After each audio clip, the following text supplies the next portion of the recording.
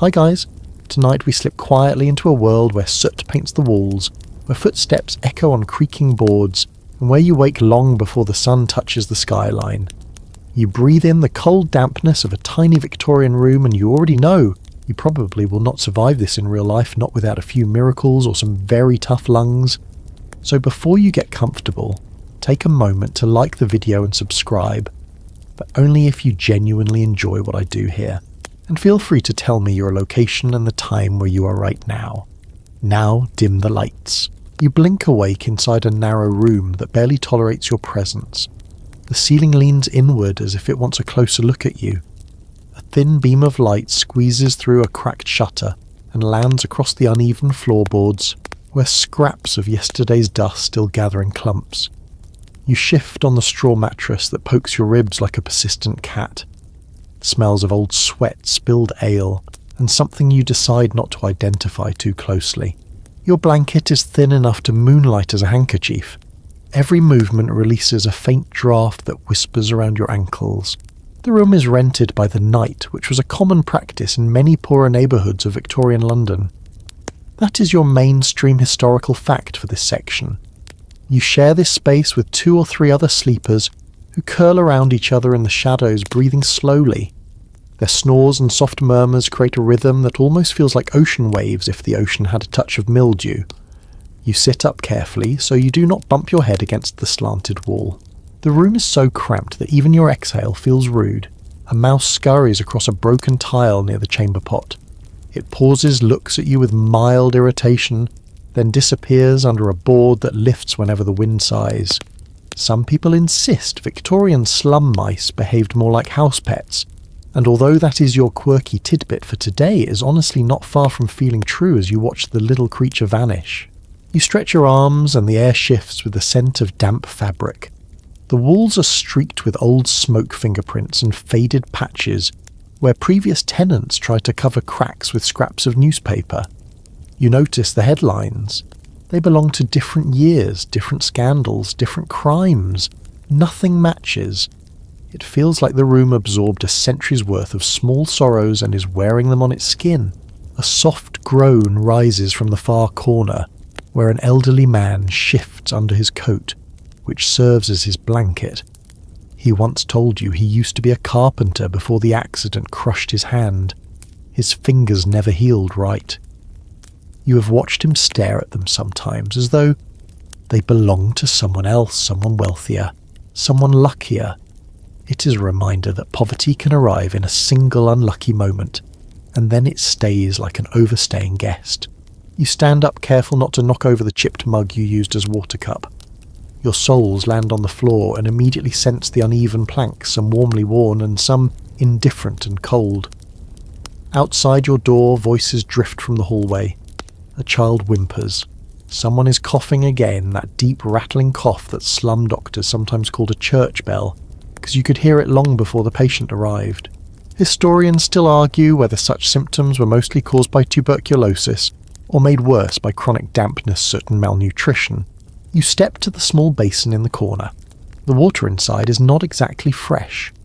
The layer of dust floating on it forms a delicate film that you disturb with a fingertip. This is the water you saved from last night, because water comes from a shared pump that often runs dry in the early morning. You splash some on your face anyway. It is freezing enough to feel like a reprimand. A faint rumbling from the floor below makes the boards tremble under your toes, probably early risers heading out or returning from a night shift. The stairwell holds all sounds hostage. A single footstep becomes a booming announcement that someone is on the move. You imagine the families below you, 5 or 6 people tucked into rooms meant for 2 muttering sleepy greetings while scrambling for their own limited morning routines. Your jacket hangs on a nail near the door. It is worn to the point that it seems ashamed of itself. When you slip it on, the fabric crackles slightly. It traps a bit of leftover warmth from yesterday, just enough to make the morning feel bearable. You pat the pocket, making sure your few coins are still safe. They clink softly. That sound might as well be a lullaby in a place where money rarely lingers. A faint smell of fried something wafts up from the street. Someone is already cooking scraps for breakfast. Maybe potatoes. Maybe fish. Maybe something that used to be fish but has lived a few extra lives as stew pie, and now questionable fritter. Your stomach tightens in response. Hunger does not wait politely for you to be fully awake. You linger near the window and ease it open. The hinge protests with a squeak that echoes down the alley.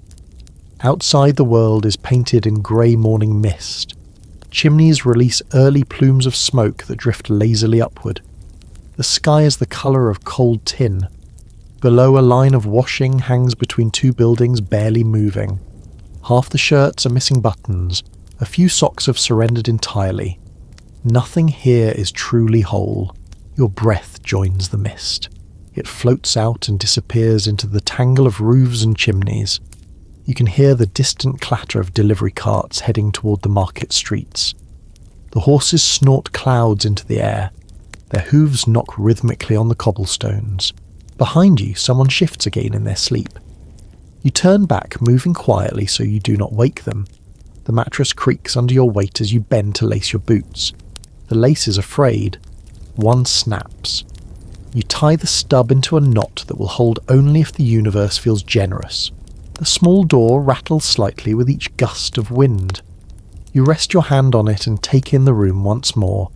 The peeling paint, the crooked floor, the chill that never fully leaves.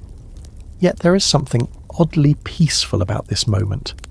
The world outside is noisy and unpredictable, but here in this narrow room you know exactly what to expect.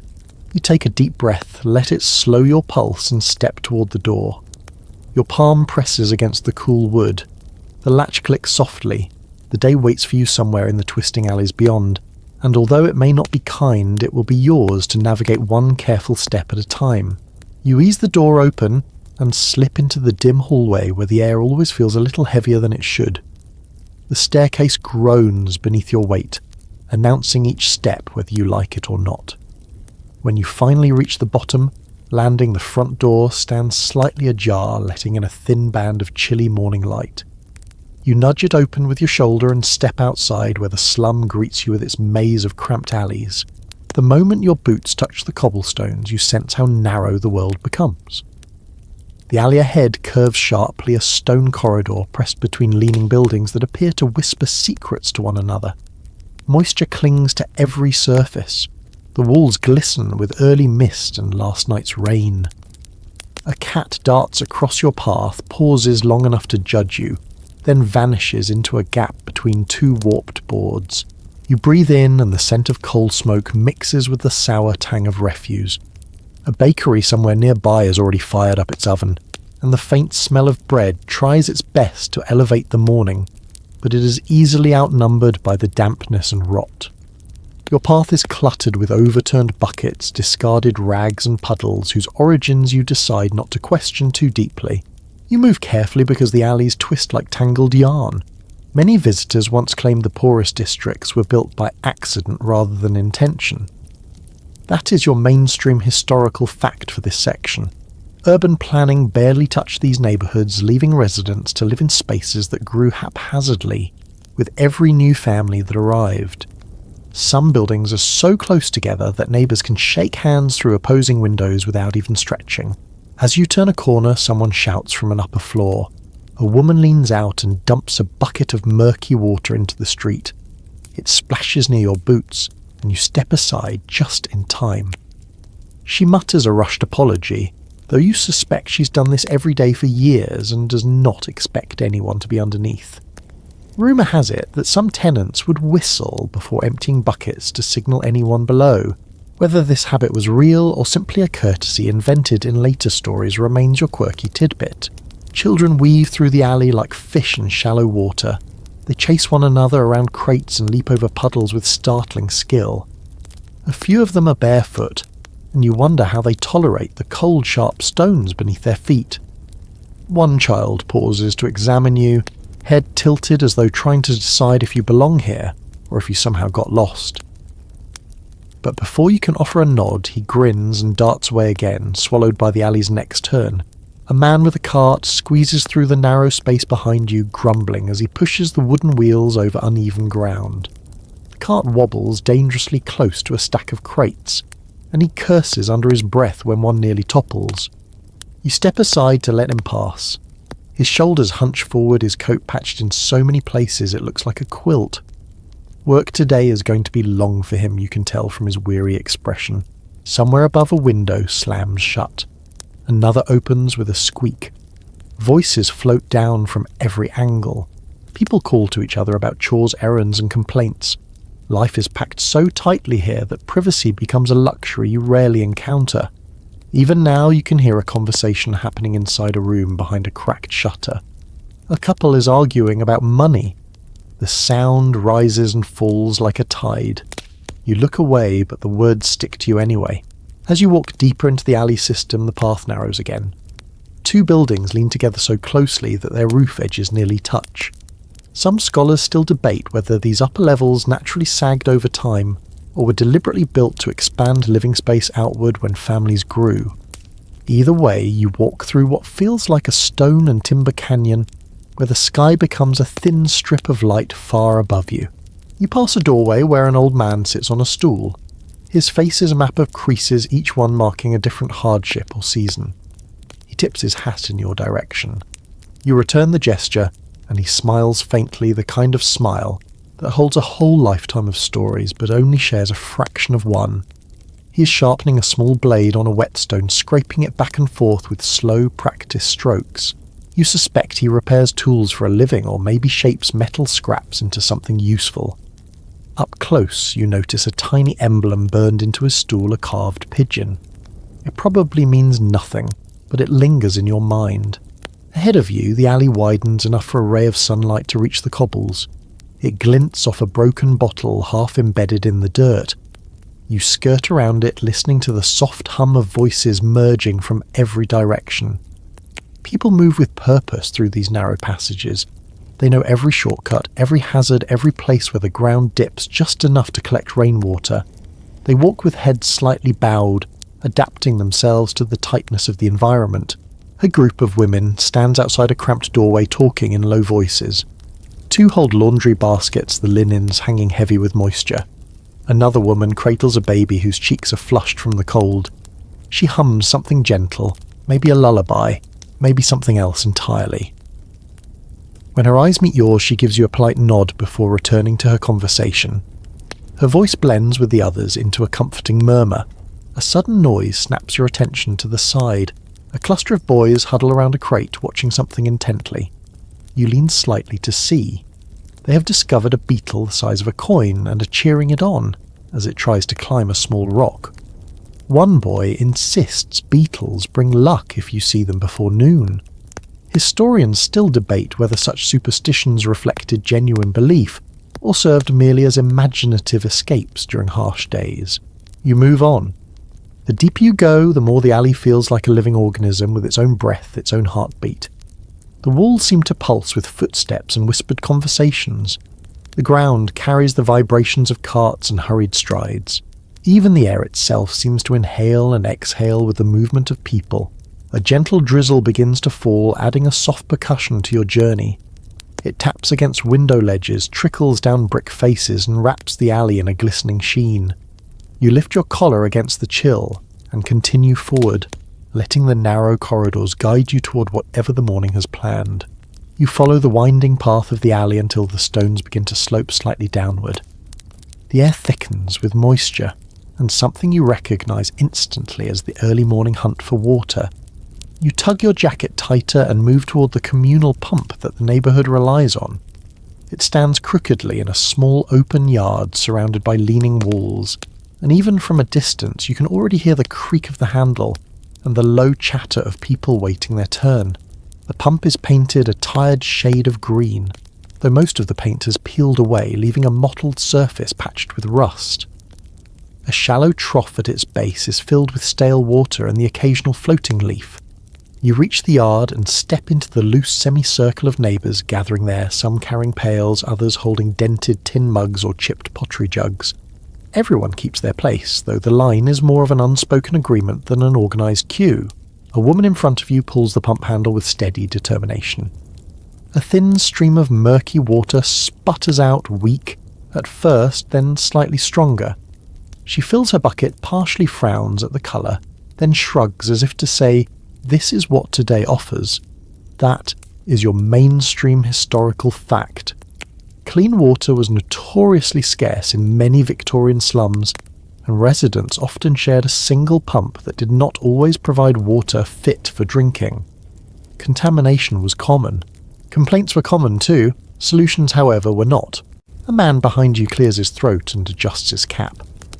His boots are caked with mud from a job you suspect involved carrying heavy loads through yesterday's rain. He glances at the trickling pump and mutters that last summer it produced water so warm you could almost brew tea with it. Whether that is an exaggeration or a proud memory of slum folklore becomes your quirky tidbit for this section. You watch the pump handle rise and fall. The metal screeches each time it reaches the top of its arc. The noise rings through your bones, but somehow it also lulls you. The repetition becomes part of the morning rhythm. A baby cries somewhere behind you, startled by the sound. The mother gently rocks the infant, murmuring something soothing. You notice her bucket has a crack patched with tar, a repair that has clearly been tested many times. Your turn approaches. The group shifts as the previous person steps aside and you take hold of the cold handle. It bites your palm slightly. You start to pump. The first few strokes produce nothing except a deep gurgling somewhere inside the mechanism. Then water dribbles out cloudy and unenthusiastic. You sigh and keep pumping. Gradually the stream strengthens. It is not clear by any stretch of the imagination, but at least it flows. You fill your mug halfway and examine the surface. A faint shimmer of grime floats across it. You debate whether to drink or wait for a better day. A young boy beside you, holding a jug nearly as tall as himself, leans close and whispers that, if you squint, it looks almost like broth. You give him a tired smile. His remark somehow makes the moment feel lighter. The yard around you awakens more with each passing minute. A woman pours water into a cooking pot while another scrubs a shirt against a stone, the fabric slapping wetly with each stroke. A thin layer of steam rises from someone's kettle on a small outdoor stove. The smoke swirls up into the air, merging with the grey morning sky. You notice how water directs nearly every household's schedule. Those who arrive late face a weaker stream or must wait until someone from the city eventually repairs the pump. Some scholars still disagree about how often these pumps were maintained and whether certain districts were neglected intentionally or simply overwhelmed by demand. The debate lingers in the back of your mind as you continue to pump, feeling the resistance in the handle grow heavier. You finally fill your small container. It is not enough for the entire day, but it will do for now. You step aside, nodding to the next person. The man with the tar patch bucket immediately takes your place, his movements impatient yet precise. He pumps with the speed of someone who has spent years perfecting the angle of each pull. A stray dog wanders into the yard and investigates the trough by the pump. It sniffs the surface, hesitates, then decides even desperation has standards. It trots over to you instead, tail wagging hopefully. You tilt your mug just slightly and let a few drops spill near its paws. The dog laps them up with eagerness, its ears twitching in gratitude. The drizzle from earlier begins again, soft at first, then more insistent. It patters gently across the yard, collecting on the pump handle and turning the dirt underfoot into slippery mud. You tuck your mug inside your jacket to protect it from the rain. Around you, people start shifting their weight, adjusting their sleeves, pulling hoods or scarves over their heads. Rain here is simply a condition of life, not an inconvenience. You listen to the rhythm of the pump continuing behind you. The squeak, the splash, the chatter. It blends into the rest of the slum soundscape. A child laughing, someone arguing down the passageway, a cart rattling over cobblestones. It is all part of the constant tapestry of noise that wraps itself around the district. As you turn to leave the yard, you glance once more at the pump. You imagine it will still be here tomorrow morning, leaning the same way, creaking in the same tone, offering water that is just useful enough to keep everyone standing. You step into the alley again, your mug warm against your side, and let the path guide you onward into the day. You step back into the alley with your small supply of water and your stomach gives a low, hollow ache. Morning hunger has a talent for arriving before you are ready for it. You follow the scent of frying scraps drifting through the damp air, hoping to find a bit of breakfast that will not empty your pocket entirely. The slum is already busy with vendors who set up before dawn, each one jostling for space along the tight corridors. The first food seller you see is an older woman perched on a wooden crate. She has a pan balanced over a tiny coal brazier, its wavering flame barely strong enough to heat the oil. The pan crackles with what might be sliced potatoes, or perhaps turnip disguised as potato. That is one modest truth people often forget about the Victorian poor. Many meals relied on whatever could mimic something tastier or more filling. This counts as your widely accepted historical detail for the section. Fake flavours were survival tools, not tricks. You watch as she flips a piece with an iron fork. The edges are crisping nicely, though the smell carries a faint bitterness that suggests the oil has seen too many mornings. You step closer and exchange a nod with her. She recognises your look instantly. Hunger is a language with no need for translation. You ask for a portion and she quotes a price that makes your coins wince inside your pocket. Still, you hand them over, because you know better than to argue when food is scarce, and morning energy is precious. She wraps your serving in a bit of newspaper. The ink bleeds slightly from the heat, but you take it gratefully. As you bite into the first piece, you savour the warmth, even though the taste is uneven. A boy nearby watches with wide eyes, licking his lips. His own breakfast appears to be a crust of bread so dry it seems allergic to moisture. You break off a small piece of yours and offer it to him. He hesitates, then takes it with a shy grin and quickly disappears into the crowd of early risers. You continue walking, nibbling as you go. The alley opens into a broader lane where more vendors gather. A woman sells steaming tea that tastes as though the leaves were used 3 times already. A man beside her offers a gruel so thin you suspect the pot spends most of its life empty. One seller boasts loudly that his sausages contain real meat. You raise an eyebrow at that. Real meat is a rare treasure here, so boldly advertising it feels more like theatre than truth. A little farther along a makeshift stall sells fried eels on skewers. The scent is sharp and unmistakable. Some slum residents had a deep fondness for eel because it was cheap and easy to catch in polluted rivers. Whether the taste was loved or merely tolerated is still a point of gentle dispute among culinary historians, giving you the academic disagreement for this section without echoing earlier phrasing. You pass a vendor carrying a bucket filled with something pale and gelatinous. He calls it jellied calf's foot, a cheap protein that many families relied on. He brags that it cures nearly everything from a tired back to a broken heart. You doubt the accuracy of either claim, but it certainly provides a quirky sliver of slum culture. People here could turn even the most unlikely scraps into treasured remedies. The morning noise grows as you reach a cluster of food sellers.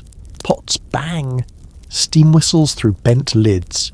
Vendors bark out their prices with the urgency of people who know every coin matters. The narrow lane becomes a living river of bodies, pushing forward elbows, brushing baskets, bumping voices overlapping. You weave carefully so you do not spill the last bites of your breakfast. As you finish your portion, a man with a weathered face approaches. He sells day-old pastries salvaged from wealthier districts, items too stale for the rich, but still prized here. Inside his basket are buns that lean to one side like tired sailors. You smile at his persistence.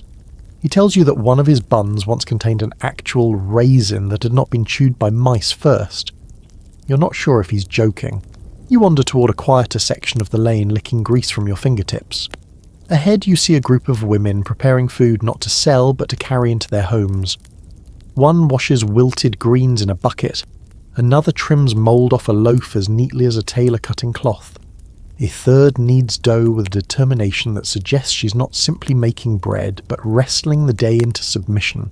You pause to observe their careful work. They lift mix and chop with a practiced efficiency born from necessity. Their kitchen tools are minimal. A single pot might handle soup, stews, boiling water for tea, and even laundry in the same week. Firewood is precious, so meals are cooked quickly or not at all. Everything about these scenes feels both fragile and resilient at once. A young girl nearby is selling apples with more optimism than the apples deserve. Most are bruised, one is actively collapsing, and one has clearly been pecked by a bird. Still, she insists they are fresh. When you raise a sceptical brow, she assures you they were picked last week, which counts as fresh enough in this neighbourhood. Her earnestness makes you smile. You buy one that appears the least defeated by life, and she beams proudly as though she has sold a perfect specimen.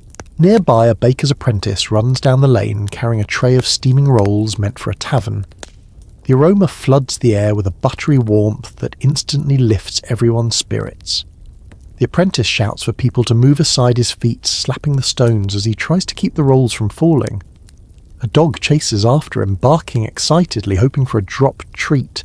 You continue down the lane, letting your steps carry you through the swirling mix of scents and voices. Breakfast in the slums is not a peaceful affair. It is a negotiation between hunger cost and fortune.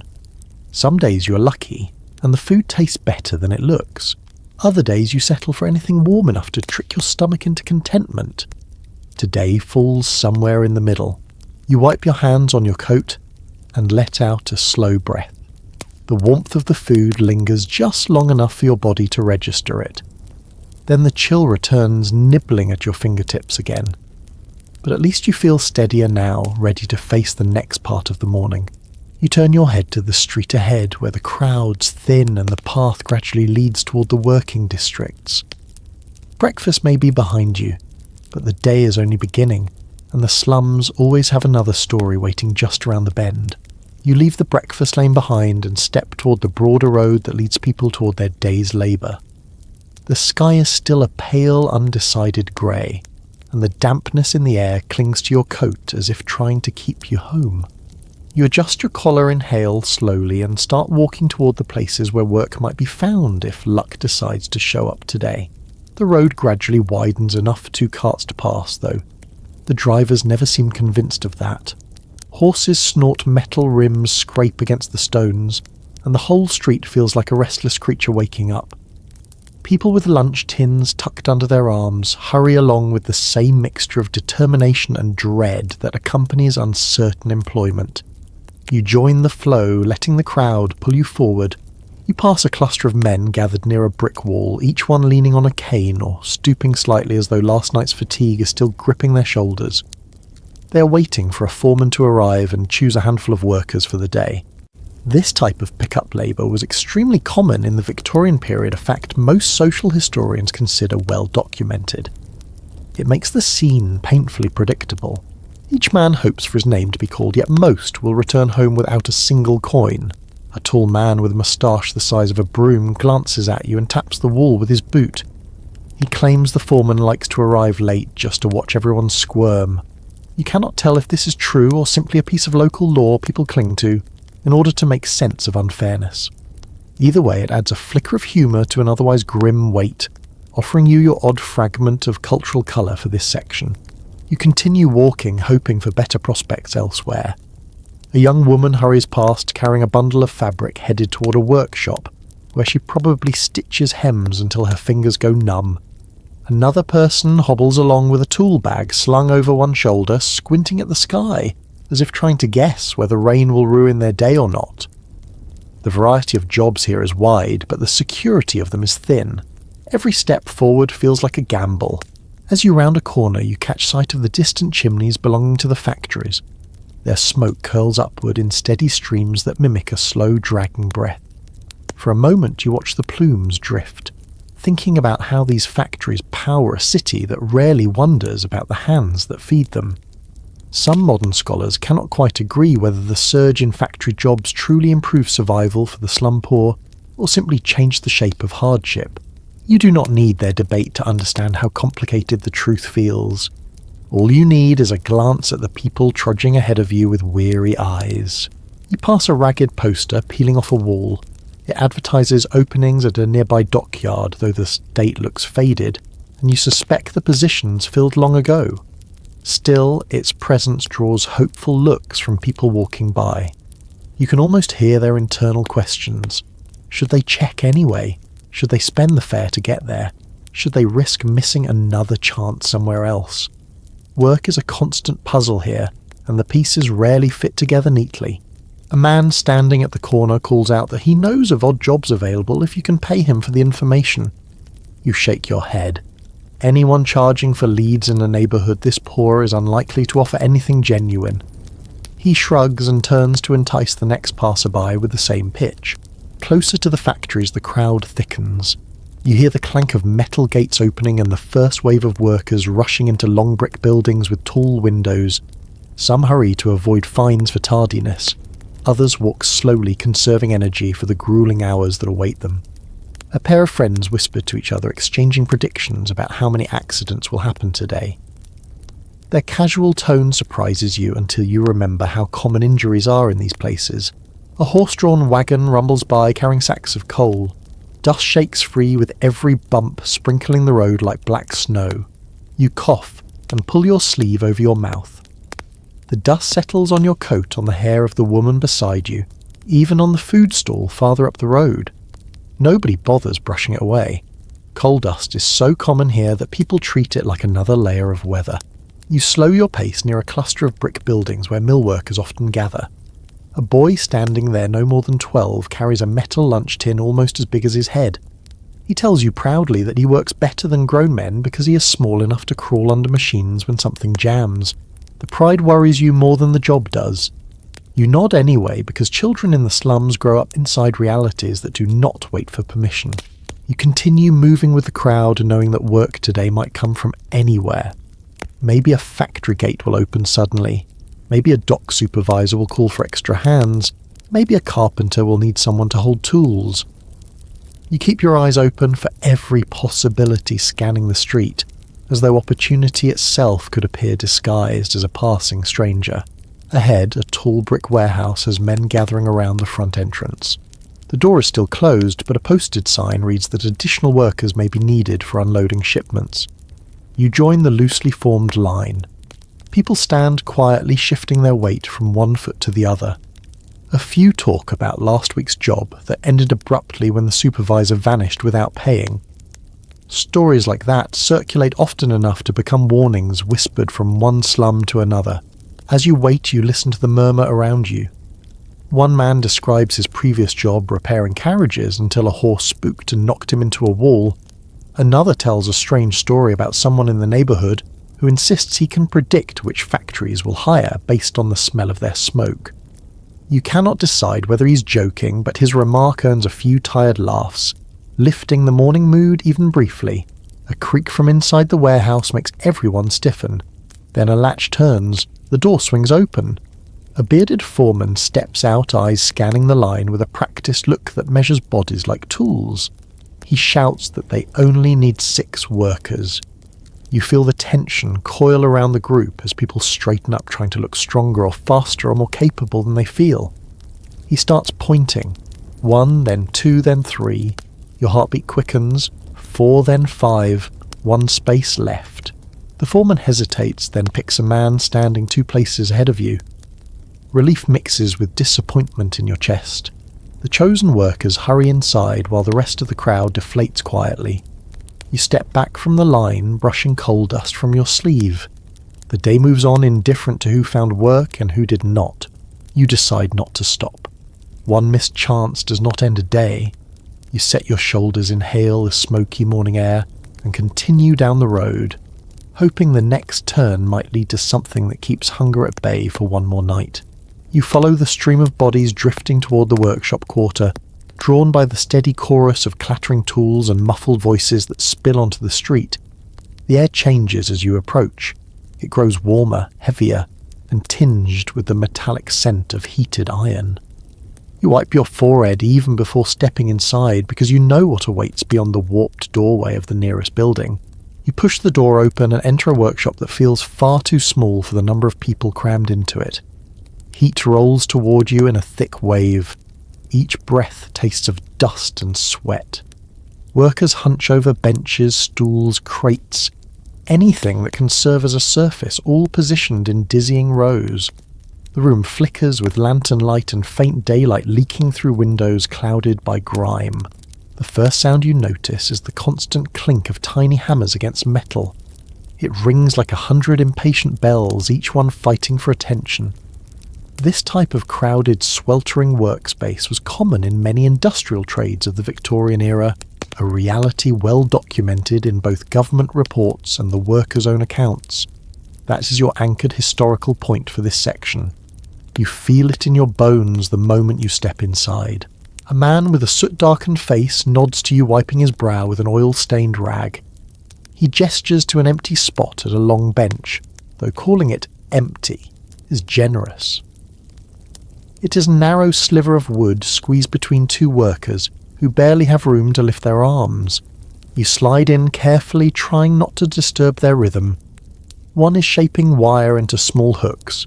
The other assembles tiny clasps with movements so quick they blur. Someone hands you a tool you vaguely recognise. It is warm from use, its wooden handle worn smooth by countless palms. You try to find a comfortable grip as you settle into the rhythm of the room. Overhead, a pulley system creaks each time a worker shifts position. The heat seems trapped here, unable to escape through the low sagging ceiling. You study the room more closely as you work. Shelves along the walls are stacked with parts and scraps. Piles of metal shavings glitter faintly in corners. A faint haze floats above the workers rising toward the lanterns. Your shirt sticks to your back almost instantly. The smell of smoke and damp wool mixes into something you wish you did not have to breathe, but everyone else seems immune to it. Next to you, a young apprentice no older than 15 wipes his hands on his trousers. He tells you the workshop owner once tried to raise wages by half a penny, but the inspector accused him of encouraging laziness and forced him to reverse the change. Whether the story is true or just a bit of shop floor folklore, it slides neatly into your category of odd slum trivia for the day. You smile at the boy's earnest expression. A shout erupts from the far corner. A worker has dropped a tool that narrowly missed his foot. He curses loudly as he retrieves it. His neighbour grumbles about losing concentration. Arguments like these flicker constantly in hot rooms where tempers heat as quickly as metal, yet they pass almost as quickly. The moment the tool is back in hand, the worker resumes his task without another word. You peek toward the workshop door where a thin draught sneaks in from the hall. The cool air barely reaches you before dissolving in the factory heat. A girl near the doorway adjusts a stack of boxes, wiping droplets from her forehead with the back of her wrist. Someone teases her about working too fast, and she responds with a mock scowl that lasts only a moment. While your hands move, your ears absorb every layer of sound. The hammer taps form the heartbeat of the room. Scraping metal acts like breath. Occasional quiet murmurs between workers add the rhythm of conversation. It is oddly hypnotic, and for a brief moment you let yourself drift into the warm pull of focus. Yet you snap back when you hear a cracking sound above you. A damaged beam creaks ominously. Several workers glance up. One mutters that the building has survived worse storms. Another whispers that it might collapse someday, though nobody has time or money to fix it. Architectural historians have long debated whether these collapsing structures resulted from poor construction or neglect from landlords who saw no reason to invest in repairs. You do not need scholars to tell you the danger is real. It hangs over you like another layer of heat. A supervisor finally appears, a stout man with an apron tied tightly across his chest. His voice cuts through the noise as he orders increased output because deadlines loom. He strides between the rows, pointing at specific workers, telling them to hurry, shouting reminders that mistakes cost money. Nobody looks up directly at him. They simply adjust their pace and continue. You feel the sweat trickle down your spine as you try to keep up. Your fingers ache, but the person beside you works even faster, and pride nudges you forward. The repetitive motion becomes a rhythm that holds you steady. Tap adjust tighten, repeat. Your shoulders burn, your wrists protest, still you keep going. Lunch is not for several hours, but already you hear your stomach grumble. A man working behind you jokes that hunger sharpens the mind. You laugh softly, though you suspect hunger sharpens very little, except irritability. He winks in your direction, then resumes his work with renewed ferocity. A girl a few rows away drops a finished piece into a wooden box. It clatters loudly, startling a nearby worker who almost knocks over a lantern. He steadies it with shaking hands while muttering something under his breath. Everyone glances nervously at the open flame. Fire is a constant threat. A single spark could turn the entire workshop into a furnace. People here rarely speak about the risk, but you can feel the unspoken fear beneath their daily routines. The supervisor barks again. A boy scurries to retrieve a bundle of materials from the storeroom. You catch a glimpse through the open door. It is filled to bursting with crates tools and bundles wrapped in cloth. Dust motes drift in the beam of light coming from the single window. The boy disappears into the clutter and returns moments later with the bundle balanced precariously on his hip. With every passing minute, the heat feels more alive, as if it is crawling up your arms and settling against your neck. You resist the urge to wipe your face again. Everyone else seems to ignore the discomfort, moving steadily forward, pushing through the rising temperature. There is a quiet strength here, born not of luxury but of survival. When a moment of relative calm settled over the room, you pause long enough to stretch your fingers. They crack softly, a reminder that your body is not used to such repetitive strain. The apprentice next to you whispers that you should roll your wrists now and then to avoid stiffening. You thank him, grateful for the tip. Small kindnesses like this act as a counterweight to the constant pressure. The supervisor eventually steps outside to check on shipment schedules. The room releases a collective, nearly imperceptible sigh. You realise then how tightly everyone holds themselves whenever he is near. It is not fear exactly. It is the awareness that one wrong move could cost them the day's wage. As the noise swells again, you return to your task with steady hands. The workshop might feel like a furnace, but it also hums with determination. Everyone here works not because they want to, but because the slums offer few alternatives. You let that truth settle in your mind as the heat nudges you deeper into the rhythm. By the time your first hour passes, you feel as though the room has folded you into its daily cadence. Sweat slicks your temples. Your muscles complain. Yet you keep going because stopping does not exist inside these walls. Outside, the city continues its restless motion. But in here, time is measured by the sound of tools striking metal, by the weight of the air, and by the knowledge that the shift will stretch far longer than your energy ever will. You leave the workshop when the heat becomes too much to bear, stepping back into the cooler air of the alley. Your shirt sticks to your back, your fingers tremble from the strain of repetitive work, and the taste of metal still clings to your tongue. As you pause to breathe, a thin wisp of smoke drifts overhead, and you follow its trail toward an area where the buildings are lower and the doorways smaller. This is where the youngest labourers spend their days, tucked into spaces no adult could comfortably enter. You approach a narrow lane lined with low brick structures. The windows are so smeared with soot that you cannot see inside, but you hear the faint scraping of brushes, the shuffle of bare feet, and the rhythmic coughs of children trying to work through the dust. You step closer, guided by the hushed sounds. When you push open a wooden door to one of the buildings, the warm, dusty air envelops you immediately.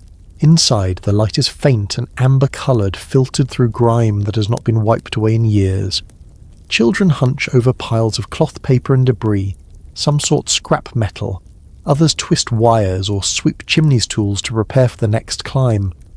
Many Victorian children worked long hours in hazardous trades like these, something historians have thoroughly documented through factory reports and charity records.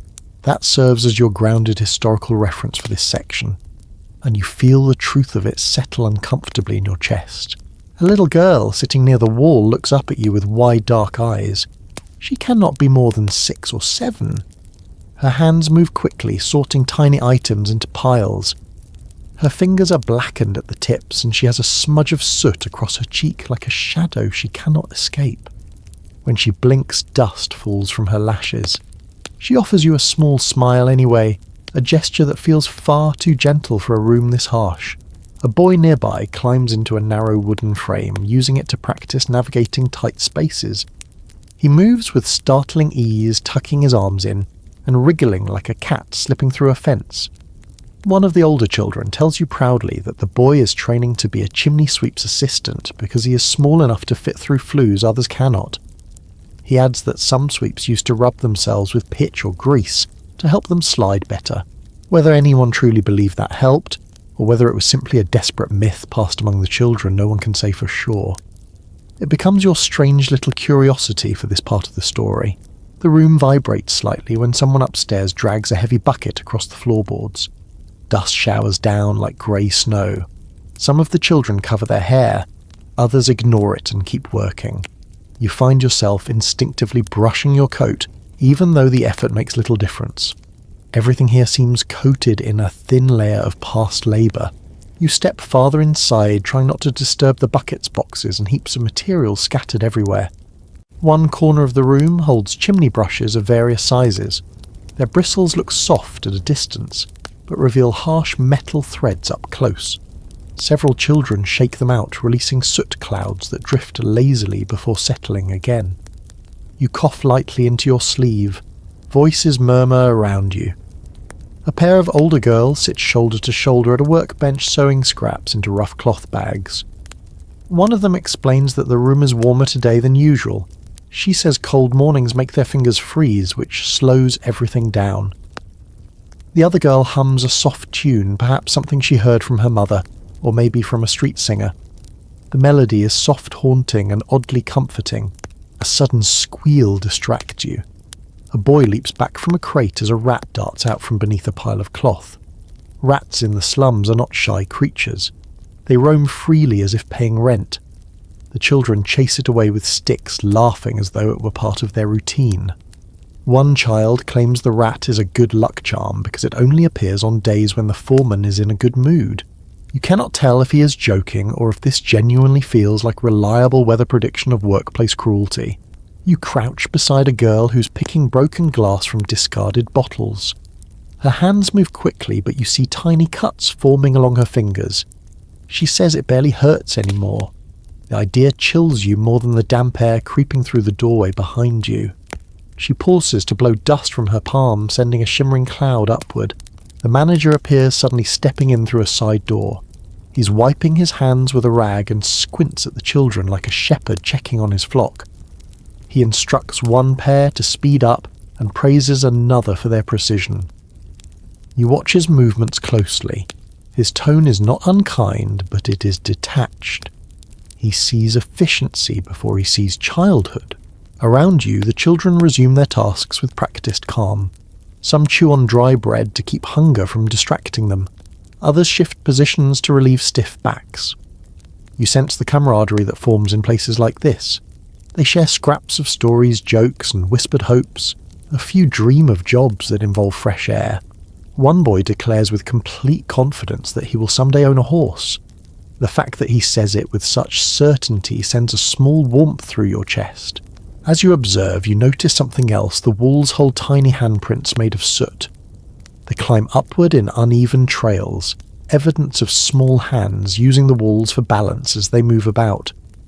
These traces feel like both artwork and warning, a reminder of the lives shaped by these spaces.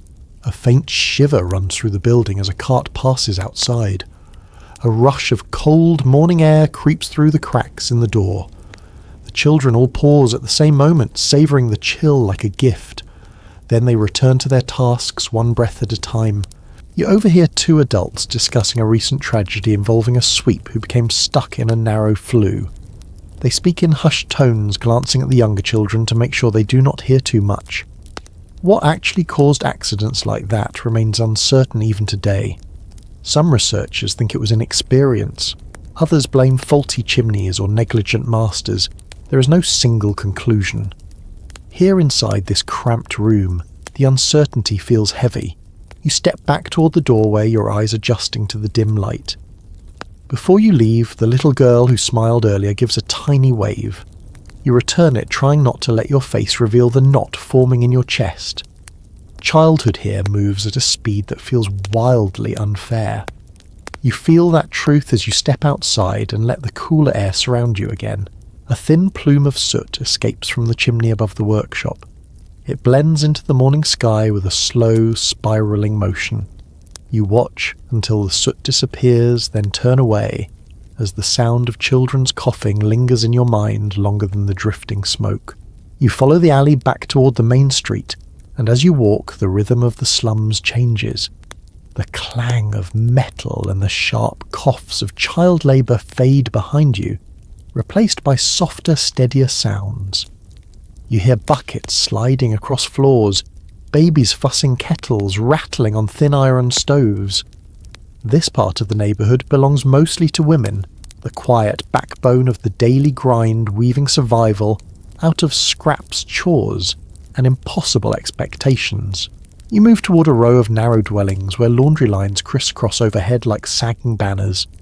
Shirts, skirts, aprons, and cloths ripple faintly in the breeze, though many carry more holes than fabric. A woman stands beneath the lines, wringing out a blanket with the strength of someone who has done this 1,000 mornings. Her forearms glisten with cold water. She barely glances at the chill as she twists the heavy cloth again. Inside the doorway next to her, another woman kneels beside a small tub, scrubbing her husband's trousers against a washboard. She hums a tune that steadies her rhythm, though the melody sounds worn from repetition. She tells you without prompting that most of the water she uses has already cleaned something twice today.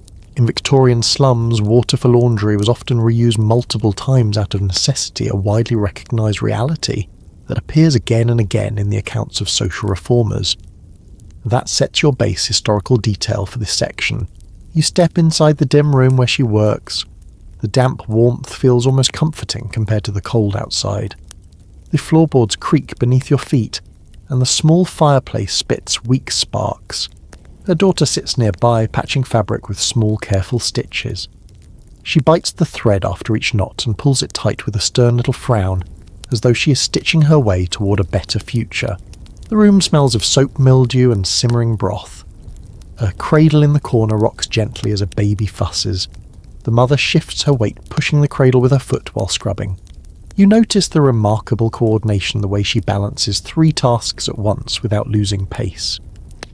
There is a quiet heroism in this, the daily choreography of survival. Outside in the shared yard, a woman is plucking a chicken with brisk, practiced motions. Feather fluff drifts through the air like strange snow. She explains that the bird was bought cheaply because it was nearly too old to lay eggs. She plans to stretch the meat across 3 meals with broth, dumplings and leftovers. Then she laughs softly and adds that the last time she bought a hen like this, it turned out to be a rooster that refused to crow and refused to die. Whether that story is true or simply a neighbourhood joke, it fits neatly into the category of odd domestic anecdotes you have been gathering. A louder sound catches your attention. A group of women gather near a doorway talking about a husband who has not returned from his shift. Their voices rise and fall in waves. One insists he's drinking somewhere. Another suggests he injured himself. A third shakes her head and blames the foreman. She claims foremen enjoy sending men home early, just to remind them who holds the power. A few researchers who study slum dynamics have gone back and forth about whether such foremen deliberately manipulated hours, or whether shortages of work forced unpredictable schedules. The uncertainty lingers like a stubborn fog, adding your academic tension for this section. You move farther along the row of dwellings. In one doorway, a widow sits repairing boots. Her fingers move quickly, weaving new soles into old leather. She nods when you greet her. Her hair is tied back with a strip of torn fabric. She tells you softly that she repairs shoes for 3 families and cooks meals for 2 others. The coins she earns are small, but they add up enough to keep a roof overhead. She gestures to her young son sweeping the floor. He tries to look stern and responsible, though the broom handle is nearly twice his height. Inside another home, you see 3 women bent over baskets of rags. They pick out pieces long enough to be resewn into usable cloth. One woman jokes that if she ever becomes rich, she will buy an entire bolt of fabric and roll around on it like a queen. The others laugh, though all 3 keep working while they do. Their hands never rest, as if stopping would somehow make the day collapse. The next room you enter is filled with the comforting smells of cooking. A woman stirs a pot of stew with practiced patience. She offers you a warm, tired smile. You see roots and scraps bobbing in the broth. She tells you her husband and sons are out looking for work and the stew must stretch far enough for whoever returns. She uses herbs from a small pot near the window, proud that she keeps them alive despite the lack of sunlight. Many families kept herb pots exactly like this small windowsill gardens that offered tiny luxuries in otherwise cramped homes. You watch as she ladles stew into a bowl for her youngest child, who wobbles around the room with more enthusiasm than balance. The child giggles as he spills a drop on his own foot, then he proudly presents the bowl to you as though offering a royal gift. You decline gently, knowing every drop matters in this home. His mother chuckles and wipes his cheek with her apron. Outside, a woman beats a rug against a wooden post. Dust erupts in powerful clouds. She pauses to catch her breath and confesses that she hates this chore more than any other, but it must be done or the fleas will take over. You believe her instantly. Fleas, lice, and bedbugs thrive in these cramped environments. She claps the rug again, sending another grey cloud swirling into the air. A few steps farther, two neighbours argue over who misplaced the shared kettle. Heated debates like this simmer constantly, though they rarely last long. The women snap at each other for a few moments, exchange sharp words, then abruptly switch to talking about a good price on carrots a vendor had yesterday. Their ability to return quickly to calm conversation feels like a skill honed through necessity, not choice. You pass a doorway where a grandmother tells a young girl a story while brushing her hair. Her voice is low, soft, almost musical. The tale is about a woman who found a coin in the street and spent it on a loaf of bread blessed by a wandering preacher who promised it would never grow stale. Whether this is a folk tale or simply an invention to entertain the child, the warmth of the moment touches you. Amid hardship, these families find ways to weave comfort into daily life. The smell of drying laundry grows stronger as you walk back toward the yard. A woman stands on a stool pinning a damp sheet to the line. Its weight pulls downward as though it wants to return to the basin for another rinse. She steadies it with one hand and tells you the wind stole the last sheet she hung. She claims she chased it down the alley for a full block before giving up. Now she ties the corners with extra knots. You admire her determination. Everywhere you look, women are holding the slum together piece by piece. They mend, they wash, they cook, they soothe, they bargain, they patch both clothing and hope. Their labour is constant and visible to anyone who does not stop to see it. You feel it clearly now as you step back into the alley, the hum of chores still echoing around you like a steady heartbeat. The day continues to stretch forward, carrying you toward another part of the slum where the sounds shift again and the struggles take a different shape. You drift away from the yard where laundry flaps gently on the lines, and you step into another thin artery of the slum where voices carry farther than footsteps. The buildings here lean inward, creating a natural funnel that amplifies every whisper, every sigh, every moment of tension or tenderness. You do not even need to press your ear to a wall to hear the life behind it. The walls themselves seem to speak. As you walk, a faint murmur reaches you through a cracked window. Someone is discussing the price of coal, complaining that it rose again even though the quality fell. Another voice, lower and more guarded, mentions a neighbour who may have taken in an extra lodger without telling the landlord. In many Victorian slum districts, homes were so closely packed that overhearing strangers was unavoidable. This arrangement is widely recognised by urban historians as one of the defining traits of crowded tenements, and you feel that truth vividly now as you move through the narrow path. You turn a corner and find a group of women clustered around a doorway speaking in hushed but animated tones. One woman swears she saw the baker's apprentice sneaking out at dawn with a parcel far too heavy to contain ordinary bread. Another insists it was nothing more than flour. A third claims she knows for a fact that the boy hides letters inside his apron for a man who travels between taverns. You cannot tell whether any of these theories contain a grain of truth, but they echo the kind of lively speculation that breathes energy into neighbourhoods like this. A child pokes his head out of a window above you and calls down to his friend in the street. He announces proudly that he knows who stole the missing kettle from the communal yard yesterday. He leans so far out that his mother yanks him back by the collar. He disappears with a yelp, leaving behind giggles drifting through the air like loose feathers.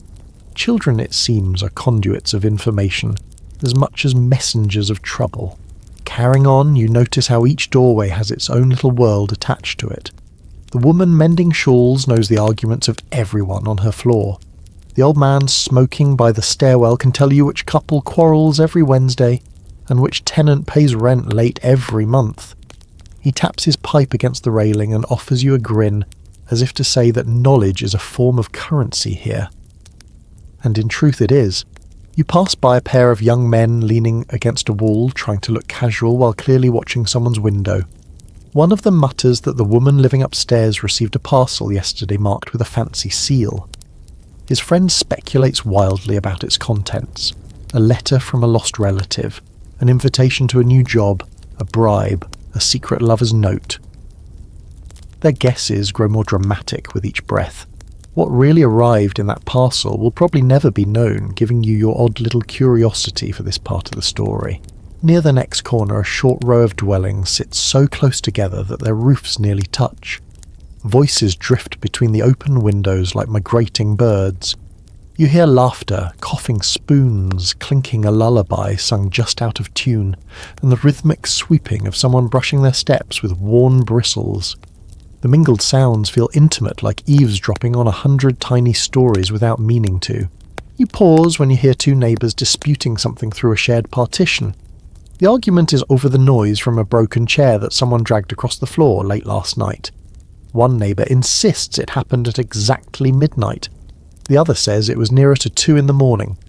A handful of scholars who study slum culture still differ in their interpretations of how much conflict arose from thin walls, and how much stemmed from general tension and scarcity. Listening to the bickering now, you sense the truth lies somewhere in between. You continue forward, stepping over puddles and loose stones. To your right, a door swings open, and a man emerges holding a newspaper folded into neat quarters. He squints at you and asks if you heard about the butcher on the next street who was caught watering down his gravy again. You raise an eyebrow. It's only 10 in the morning, and the day already brims with rumours. He nods gravely as if confirming the importance of such a revelation, and then retreats back inside before you can ask a single question. The further you walk, the more tangled the web of voices becomes. Someone laughs with a booming crack of joy that slices through the morning. Another person mutters about lost gloves. A young woman beside you whispers to her friend that she heard footsteps on the stair last night that did not belong to anyone who lived there. Her friend gasps, theatrically encouraging the tale. You catch snippets about mysterious shadows, creaky doors, and an unfamiliar hat found by the banister. Whether any of it happened or whether the slum simply breeds stories like wildflowers, you cannot decide. You pass a wooden railing where an older woman sits peeling potatoes into a bucket. She nods politely as you approach, then lowers her voice to tell you that the man across the alley speaks in his sleep. She says he mumbles secrets, though she will not reveal what she has learned. Her expression is half amused, half proud, as though she holds the keys to hidden dramas. On the opposite wall, someone has scribbled a message in chalk. It appears to be a joke at a landlord's expense. You cannot help but grin. Humour like this slips through the cracks of hardship, reminding you that even the most oppressed communities find ways to laugh at authority. Around the next bend, the path grows quieter for a moment. You hear a woman inside a room reading aloud to her children, her voice, warm and steadied by love. It softens the harsh atmosphere, wrapping itself around you like a borrowed blanket. You linger, appreciating the moment of calm before continuing onward. As you walk, it becomes clear that privacy in the slums is more myth than reality. Secrets survive only if wrapped in layers of noise or if kept behind expressions trained not to betray them. Gossip is not merely entertainment here. It is a method of understanding, of mapping the dangers and promises hidden in crowded streets. Neighbours may squabble, but they also protect one another with the intensity of people bound by circumstance. You reach the end of the lane where the gossip thins, replaced by the distant clatter of horses and vendors.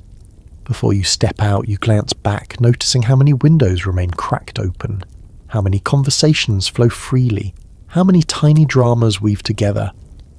You take one last breath of this noisy tapestry and move on, carrying with you the sense that in these walls stories never stop whispering. You step into a wider street that bursts with noise the moment your foot touches its edge. The slums may be tight and crowded, but this stretch feels like its own living creature, breathing sound into every crack and echoing it back twice as loud.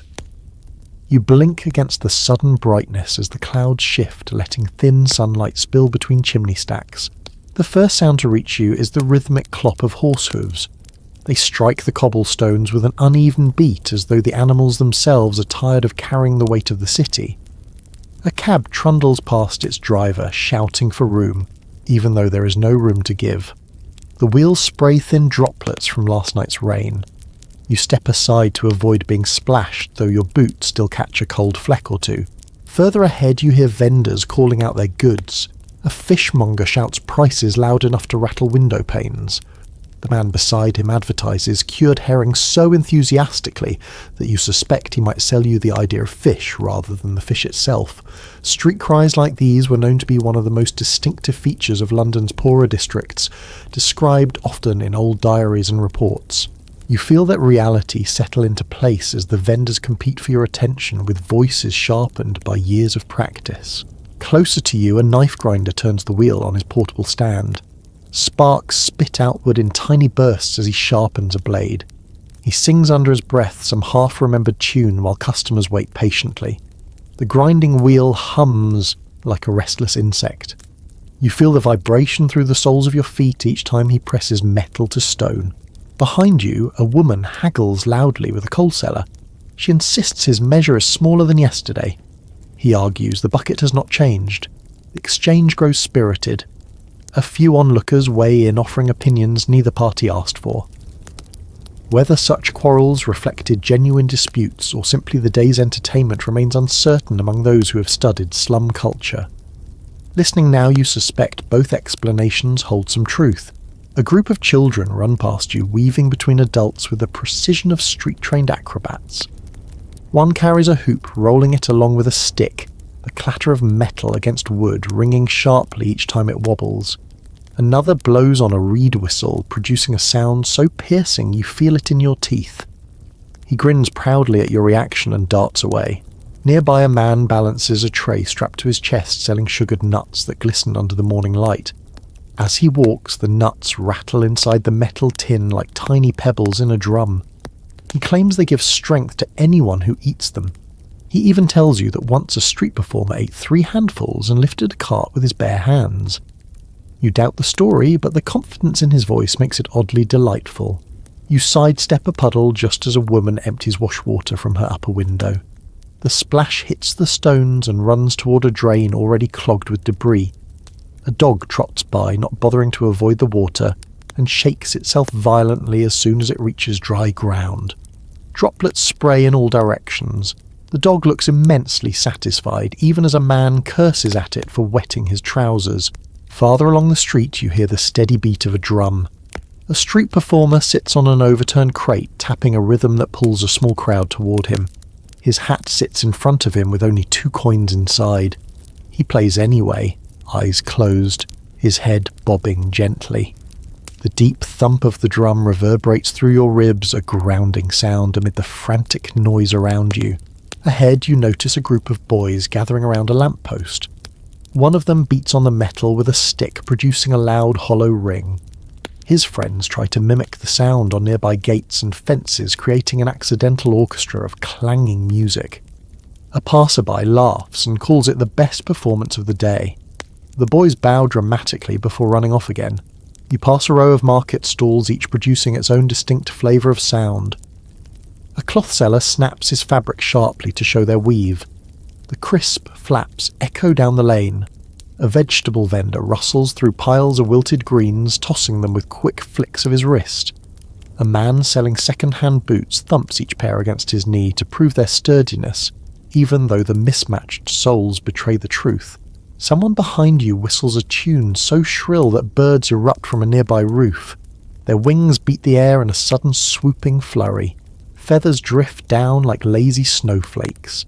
A child reaches out and catches one, examining it with the seriousness of a scientist. At the far end of the street, a cart rolls slowly past, carrying a load of scrap metal. Each bump sends the pile shifting with a thunderous clatter. The driver scolds his horse gently, telling it not to startle at the noise. You cannot help smiling. Even his voice competes with the chaos around him. You pause for a moment in the midst of it all, letting the layers of sound soak into you. The slums may struggle for food, for water, for warmth, but they never lack noise. It is the lifeblood of the streets, a constant reminder that thousands of people live within arm's reach, each one adding their breath and voice to the city's restless chorus. Yet even here, where volume reigns, smaller sounds slip through. A window creaking open, a spoon stirring tea, a broom brushing the threshold.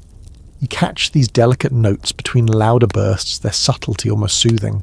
You resume walking, letting the soundscape shift around you like a tide. The horses, the cries, the clatter, the laughter, the arguments, the music. It all blends into one long hum that follows you even as you near the next bend. Noise here is not an interruption. It is the language of survival, the daily soundtrack of people carving out lives with resilience, humour and stubborn endurance. And as you step into the shadow of the alley beyond, the cacophony softens behind you, like a door closing gently on a room still full of life. You follow the fading street noise until it dissolves into a quieter corridor that curves like a question mark. The smell here is thicker, earthier, and you sense immediately that you're entering one of the infamous pockets of the slums. Locals call these tight clusters of buildings rookery districts. The name lingers because the structures crowd together like birds' nests perched on top of one another. The roofs sag. The bricks seem to lean in conversation. The air grows tighter around your shoulders as you step inside. The path narrows to a cramped lane. Two walls stand so close together that your elbows nearly scrape both if you stretch out your arms. The ground beneath you is soft in places, packed with mud, straw, and whatever else has been thrown aside by passing residents. Water trickles along a shallow gutter carved by years of footsteps. In the dimness, you notice faint footprints from someone who must have walked through the muck barefoot. You try not to imagine how cold that must have felt.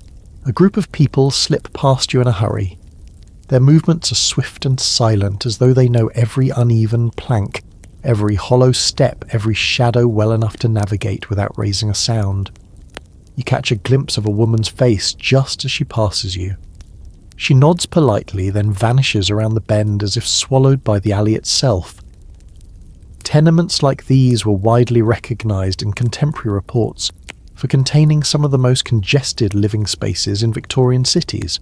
That understanding settles over you as you observe how entire families flow through these passages as easily as water. The smell shifts again when you turn left. You detect cooking smoke, but also the sour tang of refuse and something damp that you decide not to name. A low building at the corner leans precariously supported by wooden beams wedged beneath it like makeshift crutches. You hear faint laughing inside. Someone knocks over a tin cup. The walls shudder slightly as though offended. A man sits outside on a crate peeling a piece of fruit that looks more bruised than flesh. He greets you with a tired smile. He warns you to watch your step near the far end of the lane, because one of the boards covers a hole that leads straight into an abandoned cellar. He claims a goat once disappeared into it and emerged on the other side of the courtyard wearing a wash basin like a crown. Whether that story is truth exaggeration or simply neighbourhood charm, it serves as your eccentric slum tale for this section. A few steps ahead you reach a wider courtyard. Children play here even though the mud reaches their ankles. They leap from stone to stone pretending the ground is molten lava. One child slips and lands with a splash. He laughs so loudly that even the adults smile. A woman washing clothes in a basin calls for him to watch himself. He waves at her completely unbothered. You notice how each building in the courtyard carries its own scars. Broken shutters hang at odd angles. Doors tilt as though weighing whether to stay upright. Strips of cloth substitute for curtains. One family has patched a missing window with cardboard and clay. Another has hung a quilt that looks older than the building itself. The creativity used to keep out drafts feels both admirable and heartbreaking. A man emerges from a doorway carrying a wooden bucket filled with scraps of food.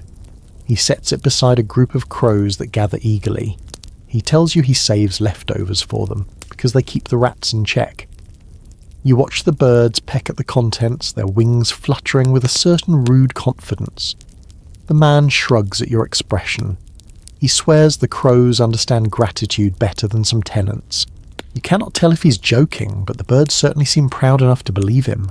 As you continue deeper, the courtyard funnels into another narrow passage. This one slopes downward, guiding you into an even denser area. The air grows heavier, the daylight thins. You feel as if the buildings have decided to close ranks around you. The uneven stones beneath your boots click and shift. A faint trickle of water slides past your foot and disappears into a crack you had not seen. In the dim nook around the next corner, two teenagers sit beside a stack of crates whispering rapidly. They fall silent when you approach, evaluating you with guarded eyes. One finally nods in greeting. He tells you people say the rookery breathes at night, that the walls creak in ways that sound like sighs. You listen for a moment. A slow groan rises from somewhere above you. It could be settling timbers, it could be wind pushing at an old window, or perhaps it really is the neighbourhood itself exhaling under the weight of so many lives. No one can say with certainty, and that uncertainty alone offers the scholarly puzzle for this section. Academics who study these districts often disagree about how much of the atmosphere was physical decay and how much was psychological strain. You press on, adjusting your pace as the ground becomes slick.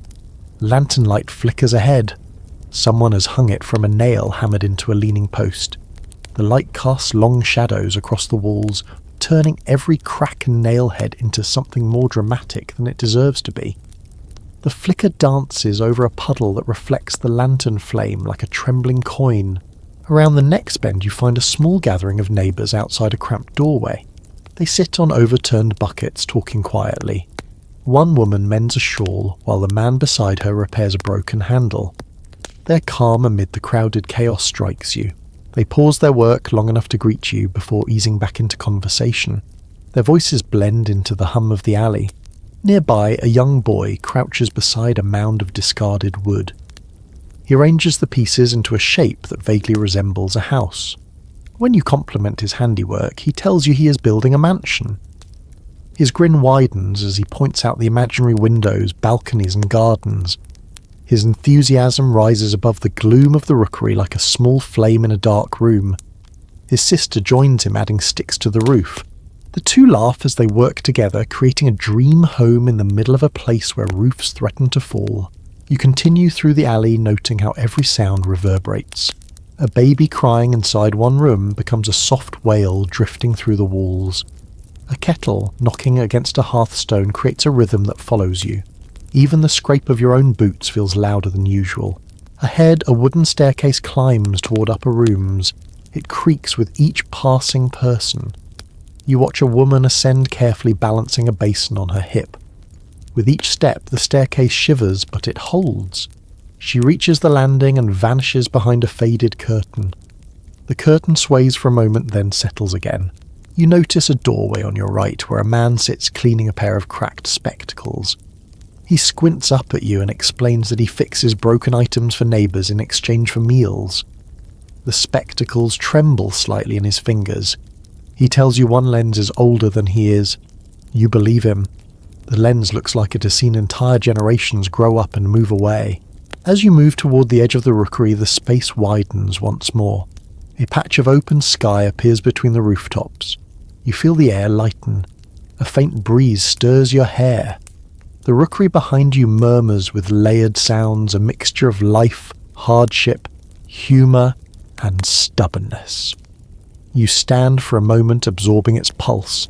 Then you take a step forward, feeling the shift as you leave one of the slum's densest pockets and head toward the bustling markets that await on the next street. You move from the rookery's tight embrace into a slightly wider artery of the slum where the air feels livelier, more restless.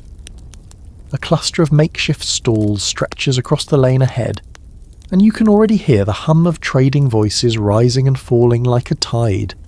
You step closer, letting the market draw you in with its curious assortment of goods that shift daily, depending on what the city discards, forgets or loses. The first stall you pass is little more than a plank laid across two crates. A woman sorts through heaps of metal scraps, holding each piece up to the light, before dropping it into piles marked by size and potential usefulness. Many slum dwellers relied on buying and selling salvage from the city's waste, something frequently mentioned in old charity surveys and municipal reports. As you watch her nimble hands, you see exactly how those records came to be. She senses value where others see trash. few steps farther, a young man stands behind a row of glass bottles arranged like small soldiers. The bottles are mismatched and chipped, but he has scrubbed them until they gleam. He calls out to you, offering one at half price if you can guess what it used to contain. You pick up a squat green one and sniff it carefully. He grins and tells you it once held medicine strong enough to knock out a grown man for hours. Whether this is a marketing trick or a half-true memory passed down from someone else, it registers as your unconventional little curiosity for this section. You weave deeper into the market, listening to the flurry of negotiations around you. A fur seller argues with a customer over the price of a coat that has clearly changed owners too many times. A man selling tools waves a bent wrench in the air and insists it is sturdier than it looks. A woman hawking dried herbs claims hers cure headaches faster than prayer. The mingled scents of earth smoke and wilted leaves envelop you as you maneuver around their stalls. At the centre of the market, a large wooden table holds an eclectic collection of items spread out like puzzle pieces: mismatched shoes, tarnished spoons, bits of ribbon, fragments of broken toys, and even an old pocket watch missing its hands. A group of children dig through the pile with enthusiasm, searching for anything that could become play or treasure. You cannot blame them. In a place where new things are rare, imagination becomes the currency of joy. A man with a patched coat sets up a small scale on a barrel. He sells spices by the pinch. Each jar contains only a few spoonfuls, but their scents are surprisingly strong. Cinnamon pepper, clove something unfamiliar and bitter. You inhale gently as he opens a lid to serve another customer. The aroma lifts your spirits briefly. He explains that he buys his spices in bulk from a trader who barters with sailors down at the docks. Whether that middleman gets them cheaply or illegally is unclear, and several historians remain divided on how often slum markets relied on stolen or smuggled imports. As you listen to the spice seller, the uncertainty feels fitting. Markets like this thrive in the blurry spaces between survival and legality. You move along, stopping near a vendor selling rescued furniture parts. Chair legs, mismatched drawer knobs, fragments of carved wood. A thin man with a dusty hat proudly demonstrates how a broken table leg can be repurposed into a sturdy hammer handle. He taps it against his palm and winks at you, insisting that nothing in the slums truly dies as long as someone can imagine a new life for it. His hopeful philosophy lingers with you as you continue. The next stall sells food scraps. Not meals, not ingredients, but genuine leftovers collected from taverns, inns, and wealthier households. A woman with sharp eyes sorts through what appears to be vegetable ends, half-eaten rolls, and a cold slice of something that might once have been pie. She arranges them neatly on trays. People come by and select pieces, carefully choosing what can still be boiled, mashed, fried, or stretched into something edible. You watch one man pick up a limp piece of carrot and tuck it into his pocket like a small victory. To your left, a boy walks through the market carrying a basket of ribbons. They are frayed at the edges, faded from years of sunlight, or dotted with stains that only a creative eye can forgive. He sells them cheaply and claims they can make any dress look grand. His confidence is infectious. A young girl buys a handful and wraps one around her wrist like a bracelet. She beams at her reflection in a cracked mirror propped against a wall. A commotion erupts nearby when a customer discovers a rat nestled in a stack of old books. The rodent scampers away, darting under a stall with astonishing speed. The vendor apologizes to everyone, swearing he did not know the creature was hiding there. Then he taps the stack of books fondly and says the rat must have excellent taste. The crowd laughs, tension broken instantly. You notice a cluster of stalls selling clothing. Jackets without buttons, dresses missing hems, boots with soles worn thin. Shoppers inspect each item with a careful eye, knowing they can patch or reshape almost anything. A grandmother tests the elasticity of a frayed shawl, pulling it gently. A young man holds up a coat to his shoulders, imagining how it might look once cleaned. A mother negotiates fiercely for 2 shirts, pressing her argument until the vendor relents with a theatrical sigh. Just beyond the clothing stalls, a merchant sits on a mat displaying trinkets, pocket knives, marbles, old coins, figurines carved from soap. He invites you to take your pick. You pick up a small statue shaped like a cat. He claims sailors brought it from somewhere far away, though he cannot say where exactly. You run your thumb across its surface. It feels oddly smooth. You set it down gently, and he nods as though granting you an unspoken blessing. As you make your way toward the far end of the market, you hear a sudden sharp whistle. A constable passes by, scanning the crowd with a practiced grimace. Some of the vendors stiffen, others pretend not to notice him. The tension eases only after he rounds the corner. The market resumes its lively rhythm as though holding its breath for only a moment. You continue until the stalls thin and the smell of spices and smoke fades behind you. A final vendor calls out, offering a cracked mirror at a bargain price. You decline kindly. He shrugs and begins polishing its surface anyway, hoping to convince the next passerby. Leaving the market, you feel its energy lingering in your hands and ears. The chaos, the creative resourcefulness, the relentless bargaining.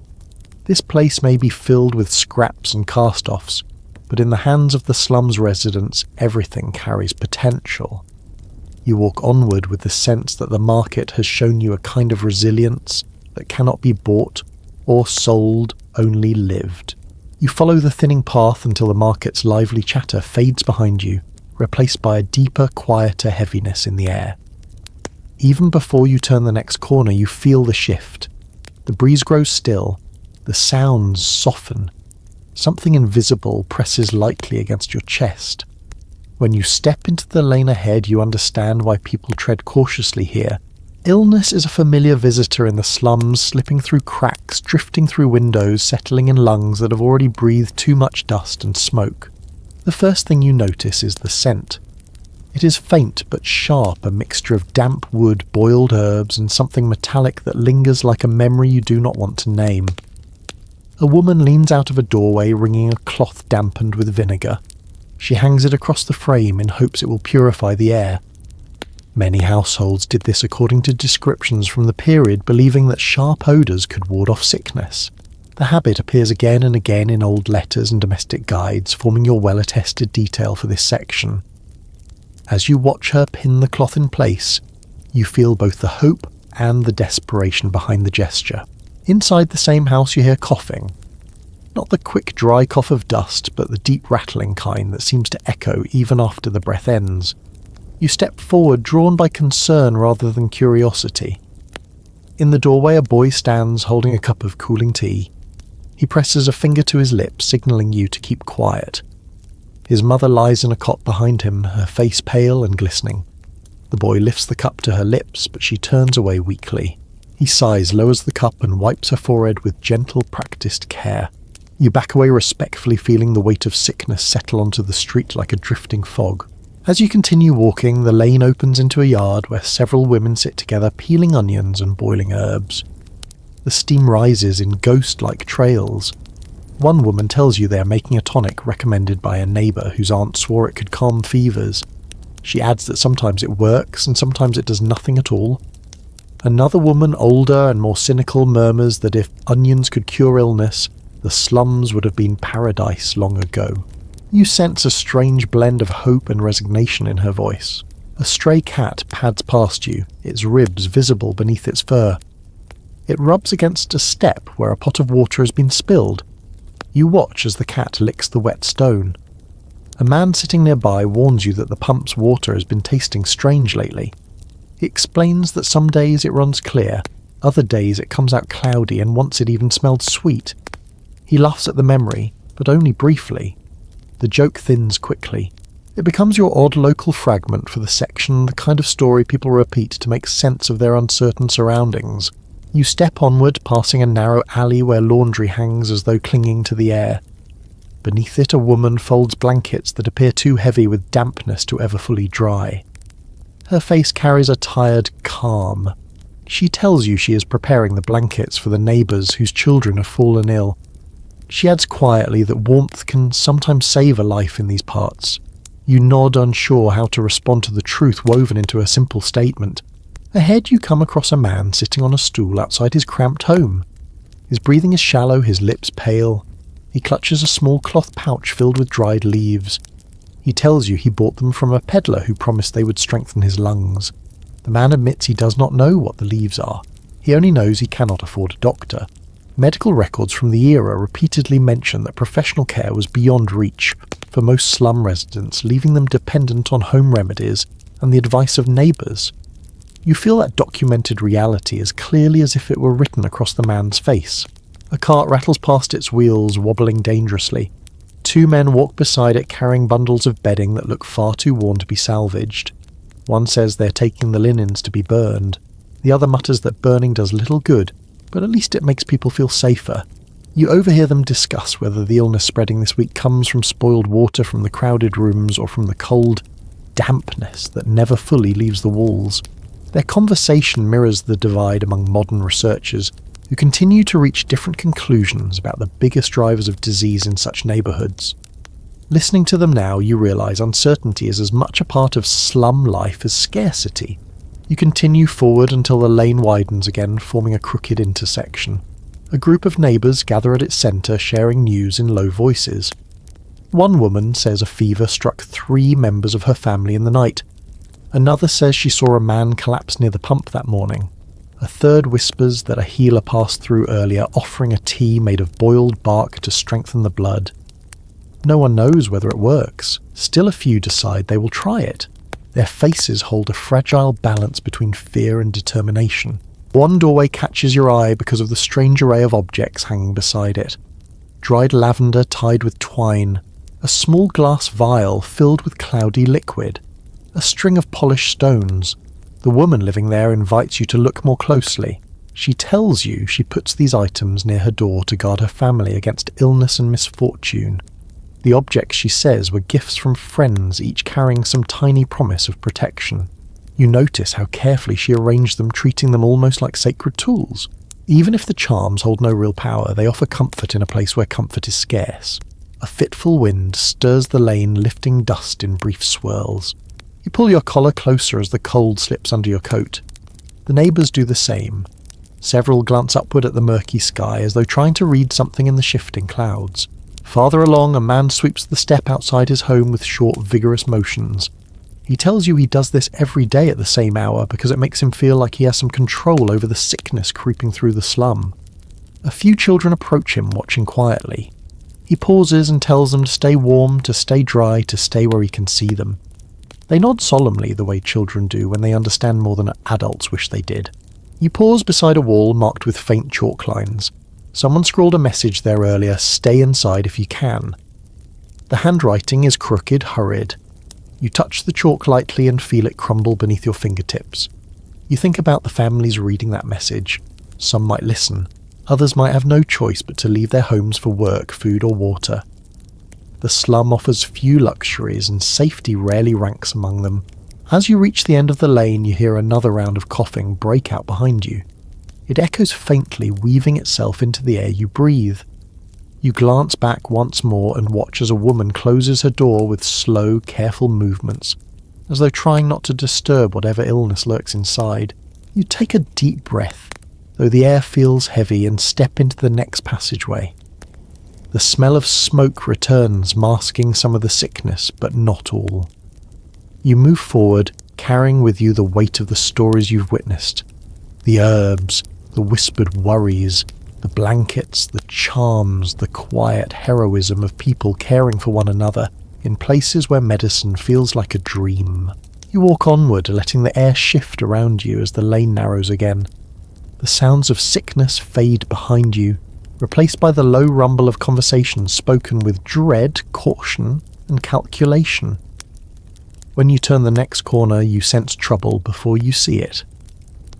A group of tenants huddle near a doorway, their eyes flicking nervously toward the street.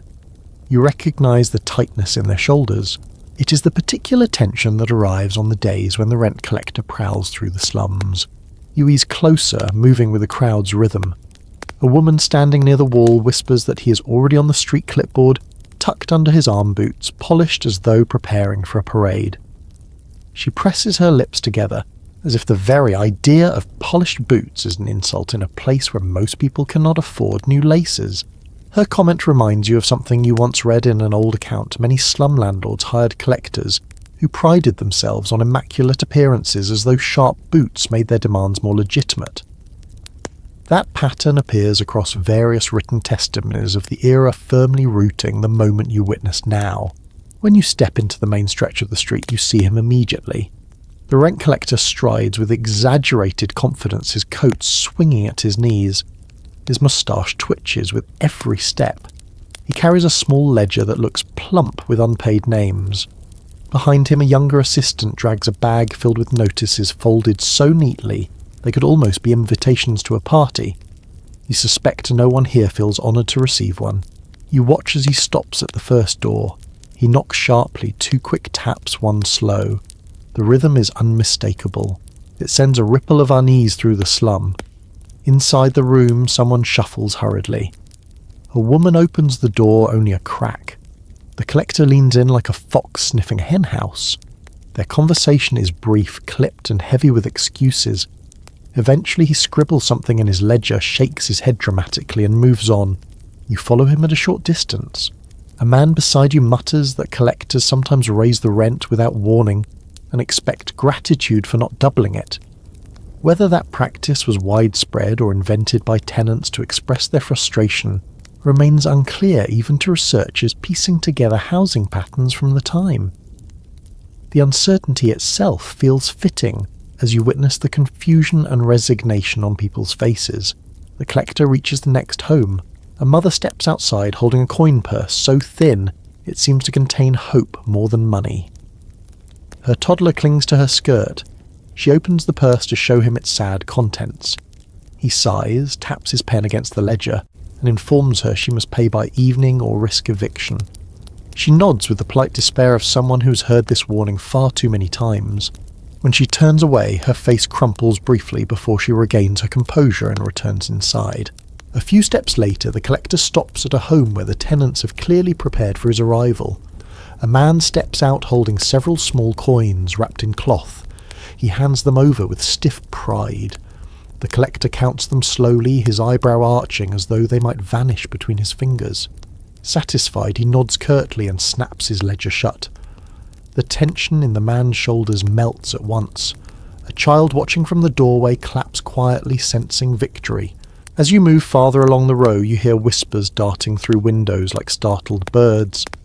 People ask whether he is in a foul mood today, whether he will issue more warnings than usual, whether he will accept partial payment from a family known to be struggling. Some tenants hold their breath when he passes, others stare at the floor. A few glare defiantly at him through cracked shutters. In one doorway, a woman and her elderly father sit waiting. She holds a small envelope, smoothing the edges again and again. When the collector reaches them, she rises to hand it over. He opens it, counts the money, then pauses. He tilts his head toward her father, studying him with clinical detachment. The father straightens his shoulders, but struggles to maintain the posture. You sense the painful question about to surface. Will the old man's illness make the collector more demanding or less? The moment stretches painfully. Finally, the collector nods and marks the payment as accepted.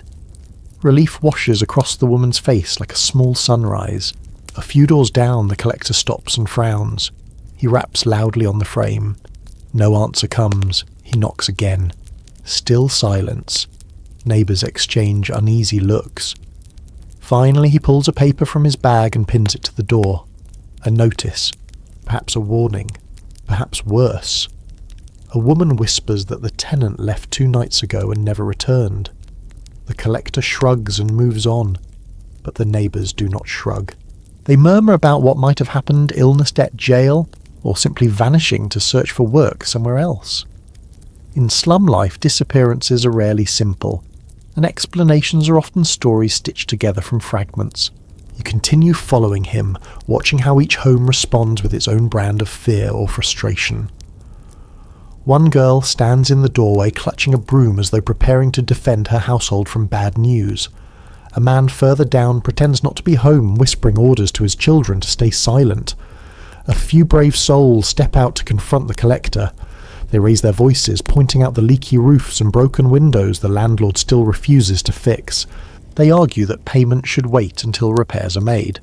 The collector listens, politely nods at the right moments, then informs them they can either pay the rent or vacate. Their shoulders sag as he walks away. One home, though, greets him differently. A woman opens her door with a large grin and immediately floods him with chatter about the success of her recent mending work. She thrusts a handful of coins into his palm before he can utter a word. Her enthusiasm blindsides him. For a moment he forgets his practiced frown. She waves as he leaves, wiping sweat from her brow once he's out of sight. You realise the performance may have been for her own morale as much as for his. Deeper in the lane you find a knot of neighbours whispering urgently. You pause to listen. They say the collector is planning to inspect an abandoned room that someone has been secretly subletting. Apparently 2 brothers moved in without permission.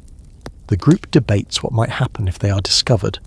Some believe the landlord will evict them immediately. Others think an unofficial fee will be demanded to look the other way. Evidence from period newspapers hints that both outcomes occurred depending on the collector's temperament and the landlord's greed, leaving modern interpretations mixed. At the end of the street, the collector closes his ledger with a sharp snap. His assistant gathers the remaining notices. The neighbourhood exhales all at once. Windows open, doors creak. People who had hidden step back into the light. The tension that gripped the air begins to lift, though it leaves behind a faint trembling like a muscle tired from clenching too long. You watch as the collector strides toward the next district, his polished boots carrying him away. Behind him, the slum slowly restitches itself. Neighbours emerge to console one another. Some celebrate by splitting whatever small coins remain. Others slump onto crates, calculating how to scrape together the next payment. You move on too, leaving the echoes of fear and frustration behind you.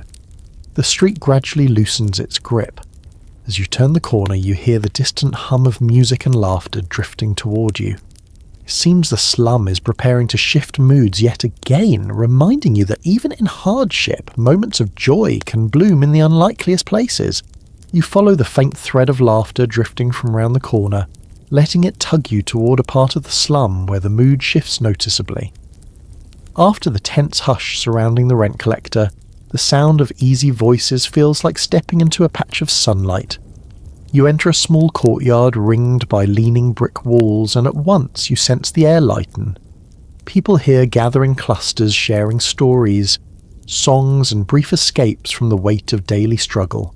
A pair of young women sit on overturned crates near a wash line, tapping spoons against tin mugs in a gentle rhythm. The tune they create is simple, repetitive, and surprisingly calming. Their movements are light and practiced, suggesting they have shared this moment many times.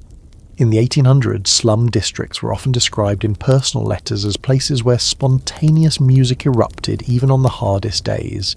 Those accounts come to mind as you watch the women laugh softly between each verse, their shoulders easing with every tap.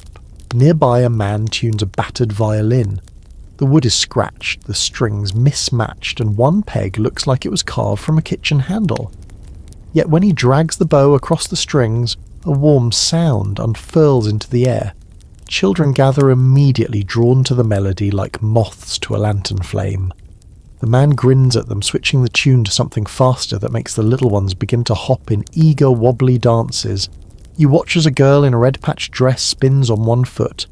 Her arms stretch out wide and she nearly topples into a bucket of laundry. The adults chuckle, helping her regain balance. A street performer once wrote in his journal about children in poor neighbourhoods turning any open space into a dance floor, even if it meant dodging buckets, chickens or laundry lines. That recollection feels very alive as you watch the scene unfold. A boy beside you begins juggling 3 small objects. You realise with a start that 2 are stones, and the third is a shriveled turnip.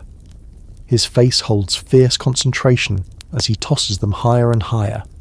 He calls out proudly that he learned the trick from a sailor who passed through the docks last summer. One of the adults claims that sailor could juggle flaming sticks blindfolded. Another neighbour promptly retorts that the sailor could barely juggle his own boots. The debate dissolves into laughter, becoming your odd moment of local humour for this section. A group of women sit together near a chipped doorway, sharing scraps of gossip, but this time with smiles rather than suspicion. One speaks about her cousin who managed to attend a music hall show a few nights ago. She describes the performer as having a voice powerful enough to shake rafters loose. Another woman shakes her head and insists the rafters in most music halls are already loose. Their playful argument continues, and you find yourself smiling at the warmth in their voices. In one corner of the courtyard, a makeshift game begins. Two men chalk a grid onto the stones and start flicking bottle caps across it with serious concentration. A crowd forms around them. The players take turns nudging the caps with precise, delicate snaps of their fingers.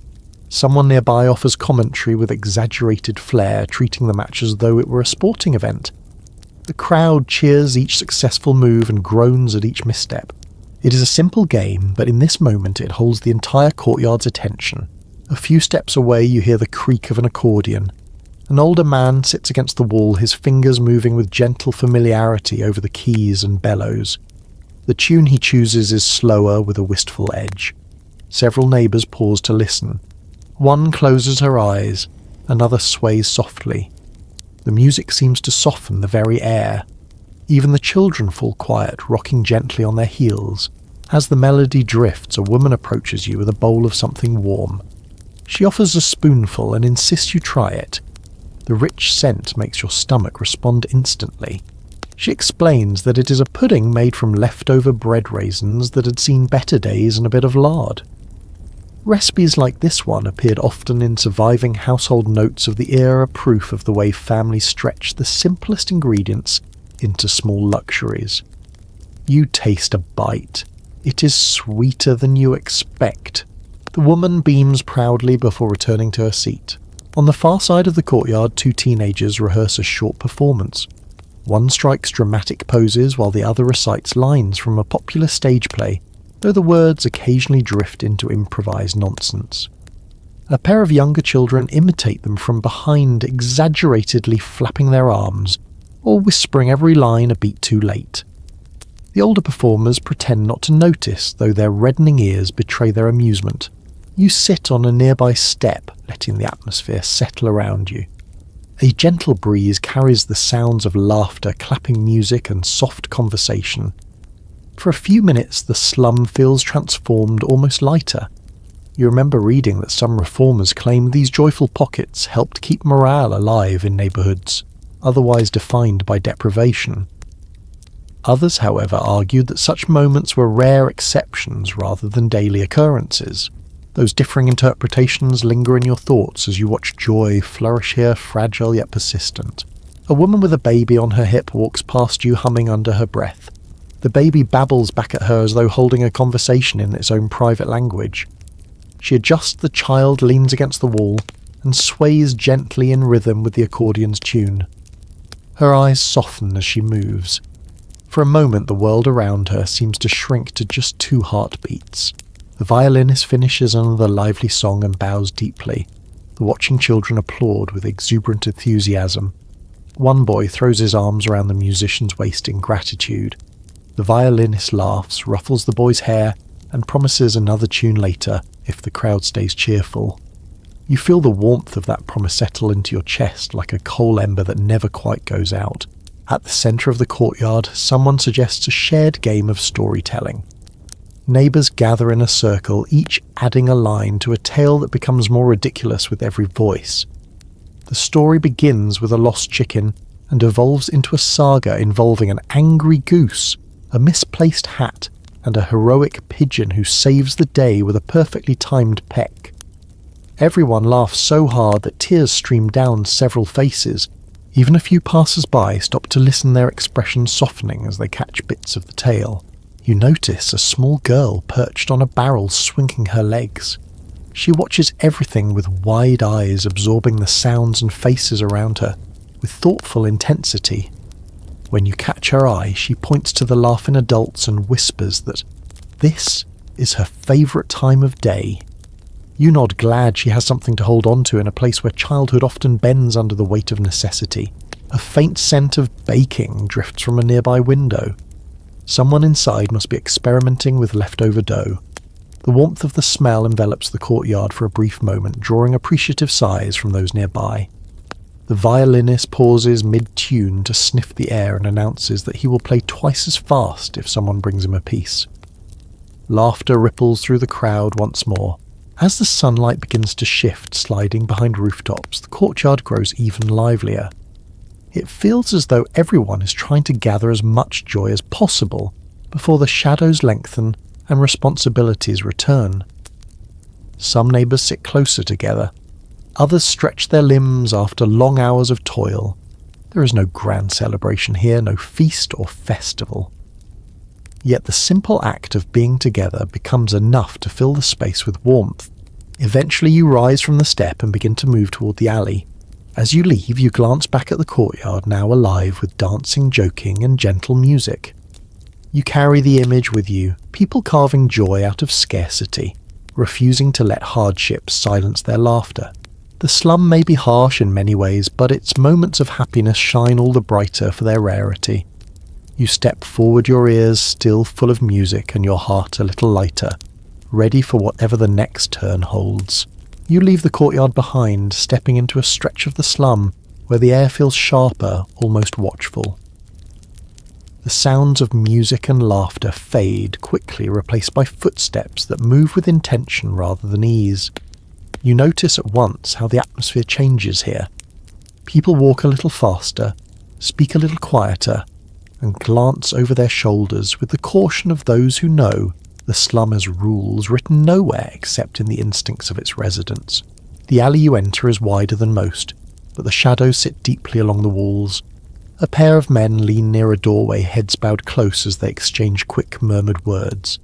When you approach, they fall silent and nod politely without offering a smile. You sense the quiet boundary here, an unspoken understanding that this stretch of the slum belongs to a different rhythm, one woven from necessity and risk. A cart rattles toward you, pulled by a lanky horse that looks one gust of wind away from collapse. The driver lifts a hand in greeting. His cart is piled with odds and ends, broken crates, twisted scrap metal and bundles of cloth. He tells you calmly that he collects anything thrown out overnight. He adds that some of the best finds appear after fights. When tempers make people toss objects they regret losing. His comment echoes descriptions preserved in scattered police reports from the era which noted how certain residents made a living gathering discarded goods before dawn. As you watch him nudge the horse onward, you feel those old accounts come to life. At the next corner, two boys run past you with such speed that you step back instinctively. One clutches something shiny beneath his coat. The other shouts for him to slow down. Their laughter rings out, though it carries a hint of mischief that keeps you alert. A woman sweeping her step mutters that children round here learn tricks faster than their elders can teach them. She says it fondly, but the way she watches the boys disappear suggests she knows those tricks can harden into habits the world judges harshly. You continue walking until you reach a small square where people gather in cautious clusters. A man holding a cloth bag offers quiet greetings to certain passers-by. When someone palms him a coin, he opens the bag, slightly revealing trinkets that do not look entirely earned pocket watches, with initials still carved into their backs, brooches missing only one stone, a silver spoon that gleams a little too brightly. Slum dwellers often relied on underground trading networks to survive, according to period observers who wrote about the shadow markets that coexisted with legal ones. You see that reality reflected now in the man's careful movements and the glances he exchanges with familiar customers. Someone nearby tells you that the man once traded a missing cufflink for a whole sack of potatoes. She leans closer and lowers her voice, adding that the cufflink supposedly belonged to a judge who lost it at a theatre. Whether the story happened, or whether it is another enthusiastic piece of neighbourhood folklore, the teller recounts it with such conviction that you find yourself smiling in spite of its questionable origins. It becomes the strange little spark of local colour for this part of your journey. A few steps onward, the mood darkens again. You spot a woman with her shawl pulled tightly around her shoulders, speaking to a man who stands too close and too calmly. Her eyes flick toward you, then away. He hands her something small, barely noticeable. She pockets it and slips past you without a word. The man stays where he is adjusting his coat. His expression gives away nothing, yet everything around him feels too still, too staged. You decide not to linger. A group of older men sit on crates arranged in a semicircle by a tumble-down shed. They play a card game with such concentration that the world seems to shrink to the small surface between them. One man slaps down a card and laughs triumphantly. Another accuses him of cheating. The group erupts into friendly insults. A passerby tells you they play every afternoon and that the pot never exceeds a few coins and a promise of bread. But the games, she says, keep them sharp in a place that dulls people far too quickly. You wander deeper into the alley network until you reach a cramped passage that smells faintly of moisture and old earth.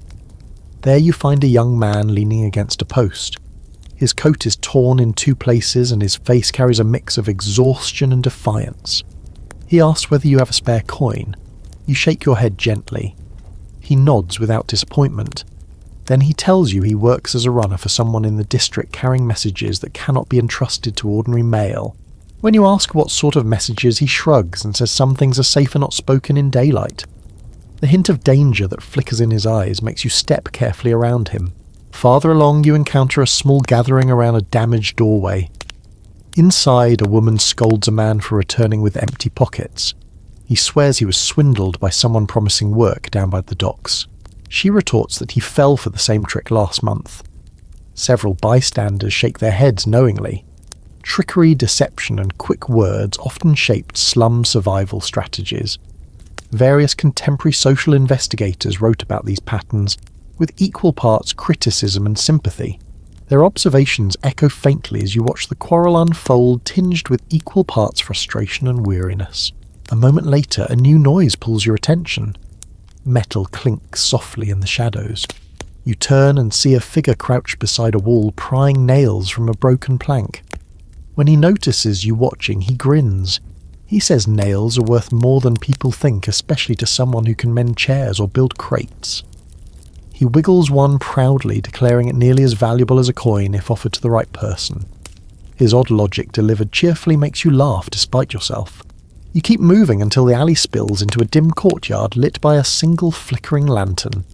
The people gathered here speak in low voices, trading news about troublemakers, pickpockets, and risky corners to avoid tonight. You hear mention of someone known only as Sparrow, a figure who appears and disappears with uncanny timing. Someone else claims to have seen Sparrow leap from a balcony to escape a constable. Another insists Sparrow is a myth. Modern studies of slum networks note that such shadowy characters often existed in half-truths, part person, part story, shaped by fear and fascination. Listening now, you sense that no one here truly knows, yet everyone insists they have the answer. The lantern guttering above you snaps loudly, pulling your focus upward. Moths collide with the glass, fluttering chaotically each time the flame dims.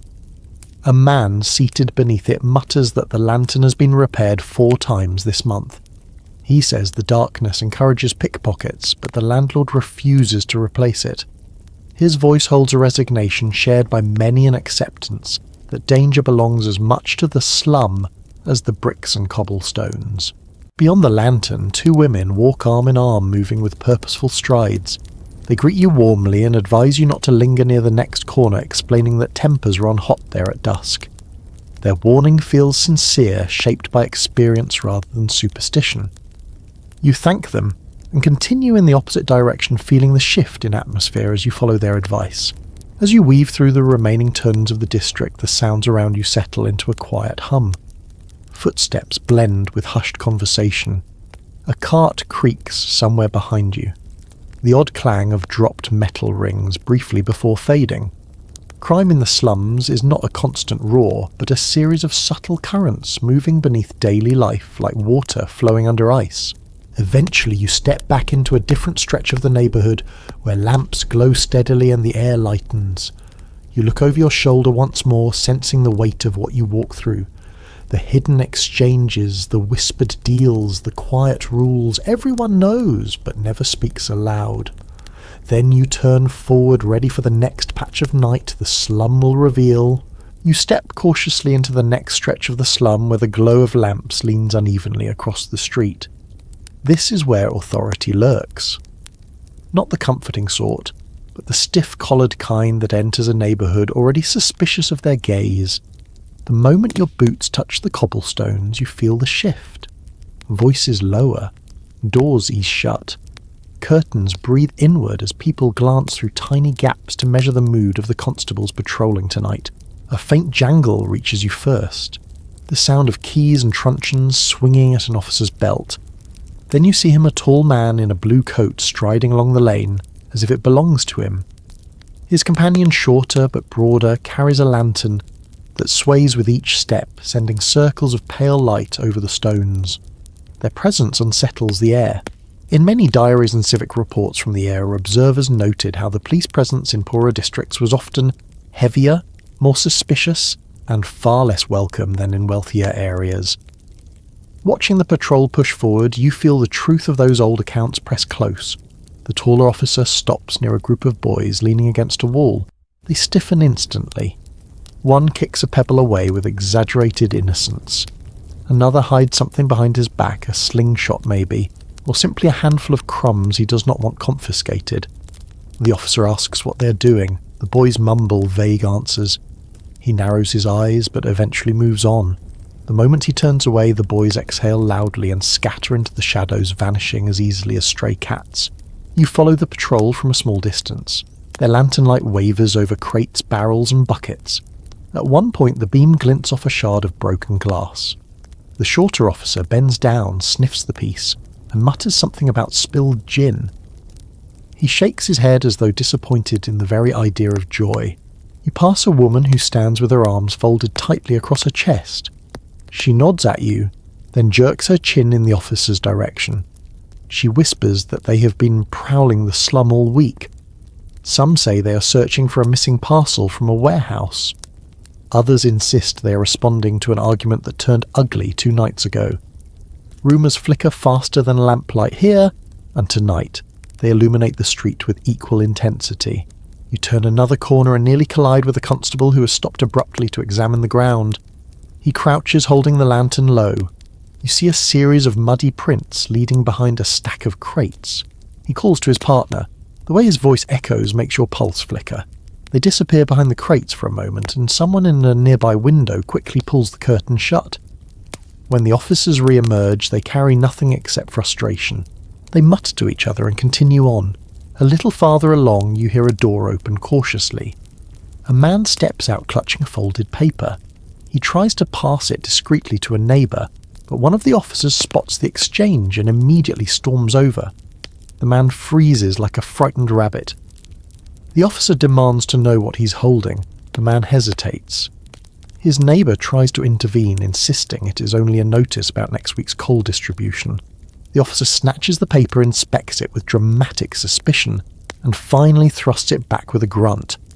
The 2 neighbours hurry away, shaken. You slip past the patrol as they continue forward.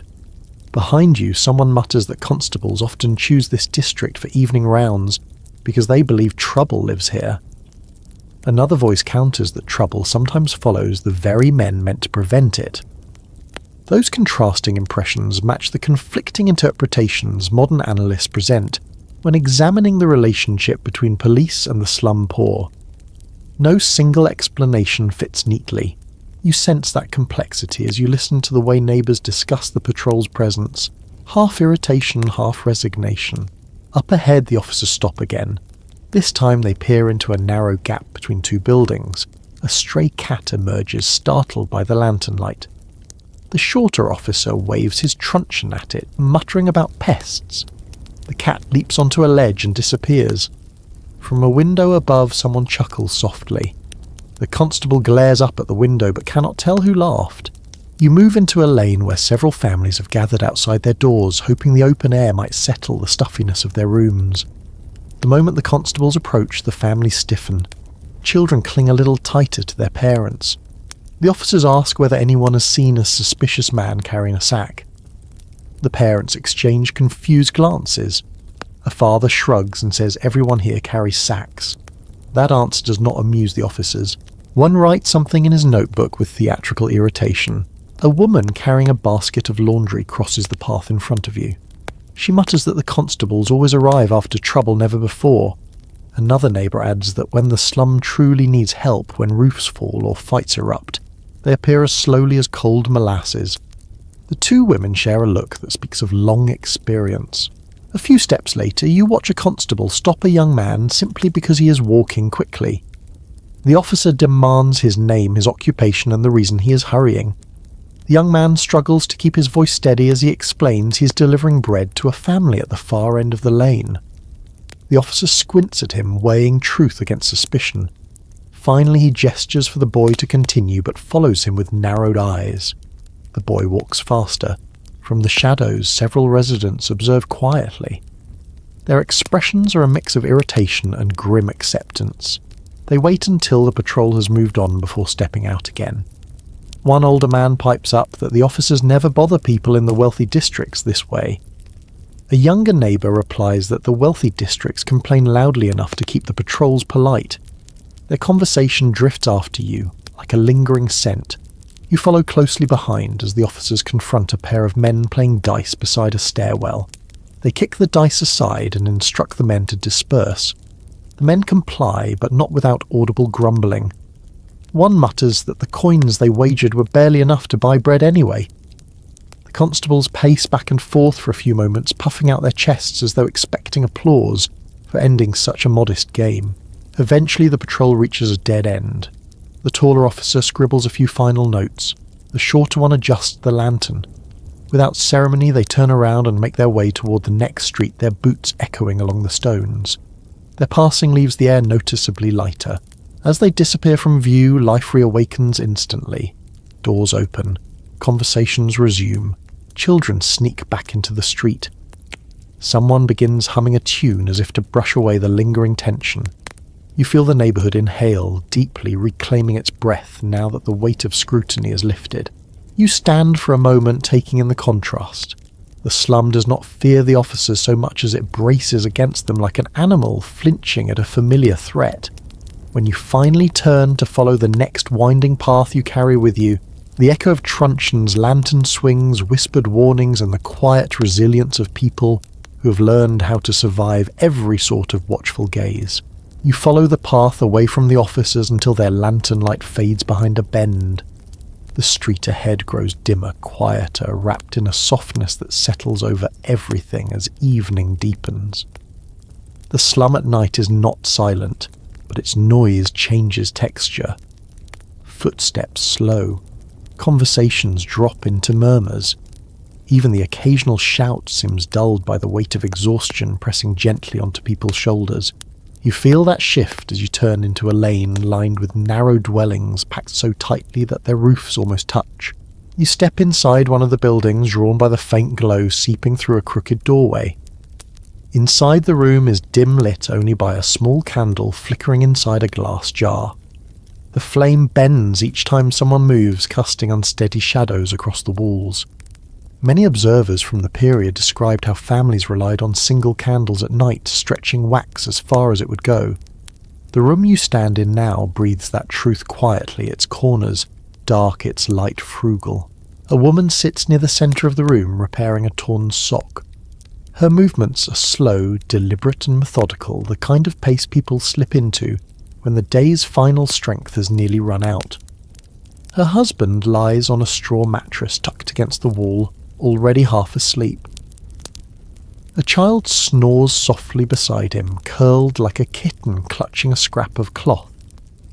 The woman greets you with a nod, then keeps stitching the thread, whispering as it pulls through worn wool.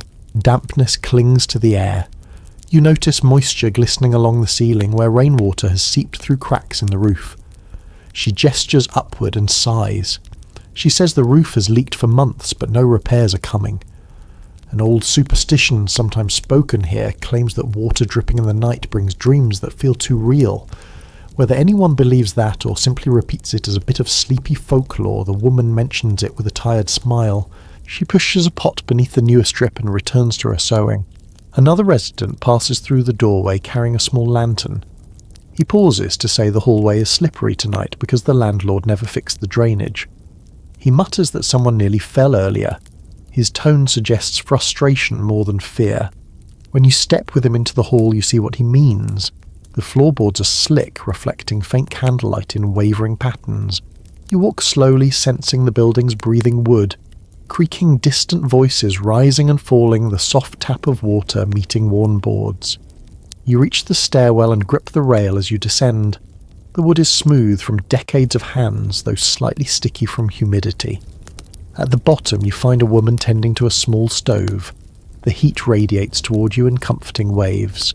She stirs a pot of soup so thin you can see the bottom through the broth. She tells you it is made from scraps gathered throughout the day, and she hopes it lasts until morning. She dips a ladle, tastes the soup, and nods with grim acceptance. If it keeps them warm, it is enough. A child near her asks if there will be bread. She lifts her eyebrows and says maybe tomorrow if the market prices drop. The child sighs but nods, accustomed to uncertainty. The moment lingers between them like a quiet thread of tenderness. You feel it as you continue walking through the communal space. On the other side of the room, several neighbours have gathered around a candle stub. They share whispered stories about the noises they heard last night: footsteps on the roof, a creak beside the window, a soft tapping near the chimney. One man insists it was just the wind. A woman says she swears she heard a voice through the wall. Their theories weave together into a gentle sort of evening ritual. Modern analyses of slum night life often present conflicting ideas about how much nighttime fear shaped these gatherings. Some claim such whispered circles provided comfort, while others argue they fed communal anxiety. Listening now, you sense both possibilities glowing faintly in their hushed tones. You step outside again. The night air is cool, sliding against your face like silk dipped in water. The alley is dim, illuminated by a single gas lamp whose flame sputters at irregular intervals. Several families sit on their steps, letting the last of the evening air ease the heat trapped inside their rooms. A man pulls his coat around him and says the slum always breathes differently at night. Slower, deeper, quieter. His wife nods, rocking a baby gently while humming a tune that seems designed to soothe more than entertain. Across the alley, a teenage girl hangs damp laundry she did not finish earlier. The cloths sway slightly in the breeze. She says the damp night is better than letting tomorrow's sun beat them stiff. As she pins a shirt, she mentions that the lines sometimes snap under the weight of nighttime moisture. She chuckles and says once a line broke so suddenly that everyone thought a thief had leapt from the rooftop. The absurdity of the memory softens her tired expression. You keep moving. The alley dips slightly and the boards beneath you give a tired groan. You pass a window where faint candlelight spills through a thin curtain. A young man sits inside with his back toward you. He leans over an open book, tracing the words with his finger as though learning to read by the glow of the single flame. His concentration is so deep the world could vanish around him, and he would not notice. People in poorer districts sometimes taught themselves to read at odd hours, according to accounts from charity school volunteers. The sight of the young man quietly fulfilling that truth touches something inside you. Further ahead you find a small group gathered beside a doorway where warm air spills into the alley. Inside, an older woman tells stories to several children clustered at her feet. Her voice is soft and low, almost like chanting. She tells a tale about a travelling merchant who carried a lantern that always revealed hidden treasures. The children listen with wide eyes, forgetting the fatigue slouching over them. One boy leans his head against her knee. She gently brushes his hair aside without missing a single word in her story. You pause, absorbing the peaceful tone. Despite the dampness, the cracks, the flickering lights, and the exhaustion etched into every movement, a thread of calm runs through the slum tonight. Not comfort, not quite, but something quieter. Endurance, perhaps. Or the quiet ache of people who have learned to rest without ever fully relaxing. A distant window slams shut, startling a cluster of pigeons roosting on a ledge. They flap upward, wings whirring through the dark. The sound echoes briefly, then fades. The lamp ahead flickers again, its glow stretching and shrinking like a small heartbeat. You let out a slow breath. This nighttime world wraps around you gently, almost protectively. The day's noise has thinned. The slum's usual sharp edges have softened. Even the damp air carries a whisper of stillness, reminding you that exhaustion can become its own kind of lullaby. As you reach the end of the alley, you glance back. Candlelight trembles through cracked windows. Figures move slowly inside dim rooms. Voices murmur in drowsy patterns.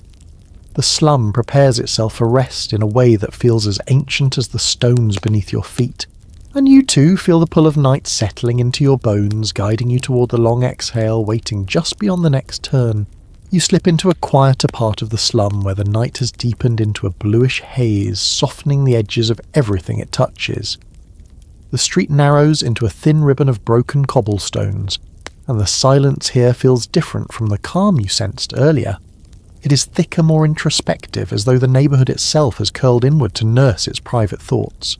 As you walk, you sense the pull of dreams gathering behind shuttered windows, the kind born not from peace but from longing. A soft glow spills from a window on your left. You pause, peering through the thin curtain that billows with each breath of wind. Inside, a family lies asleep in a huddled row, their bodies arranged like crescent moons along the floor. The father's hand rests protectively over the youngest child's back. A pot sits cooling on the hearth, and a small wooden toy lies abandoned near the door. Written records from reform societies often mentioned how families in crowded districts slept close together to save warmth and reassure one another against the strange noises that threaded through the night. Watching this family breathe in slow unison, you see that pattern reflected with haunting clarity. A few steps ahead, you glimpse another window where a woman sits awake beside a small candle. Her eyes drift upward in thought.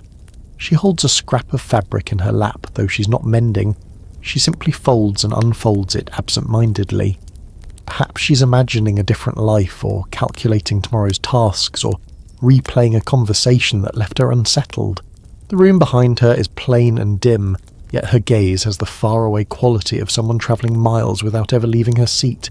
You continue forward, footsteps muffled by the uneven stones.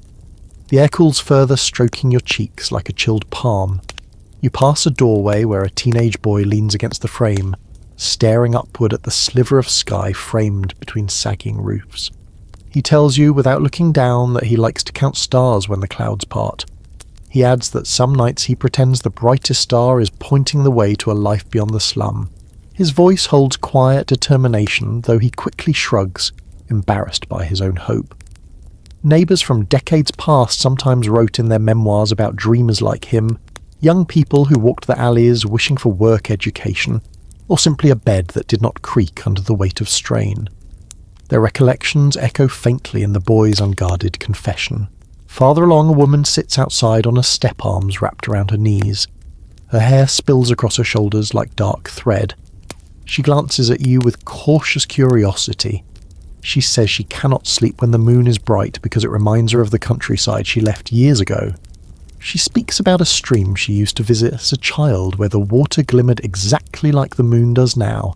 She smiles softly at the memory, then the smile slips away when a cold breeze runs its fingers through her hair. Her eyes fall back to her feet as though the memory has already faded into mist. A faint creak sounds behind you. You turn to see an elderly man stepping gingerly out of his home. He leans heavily on a wooden stick polished smooth by years of wear. He tells you he likes to walk the alley once before bed just to make sure he is still part of the world outside his room.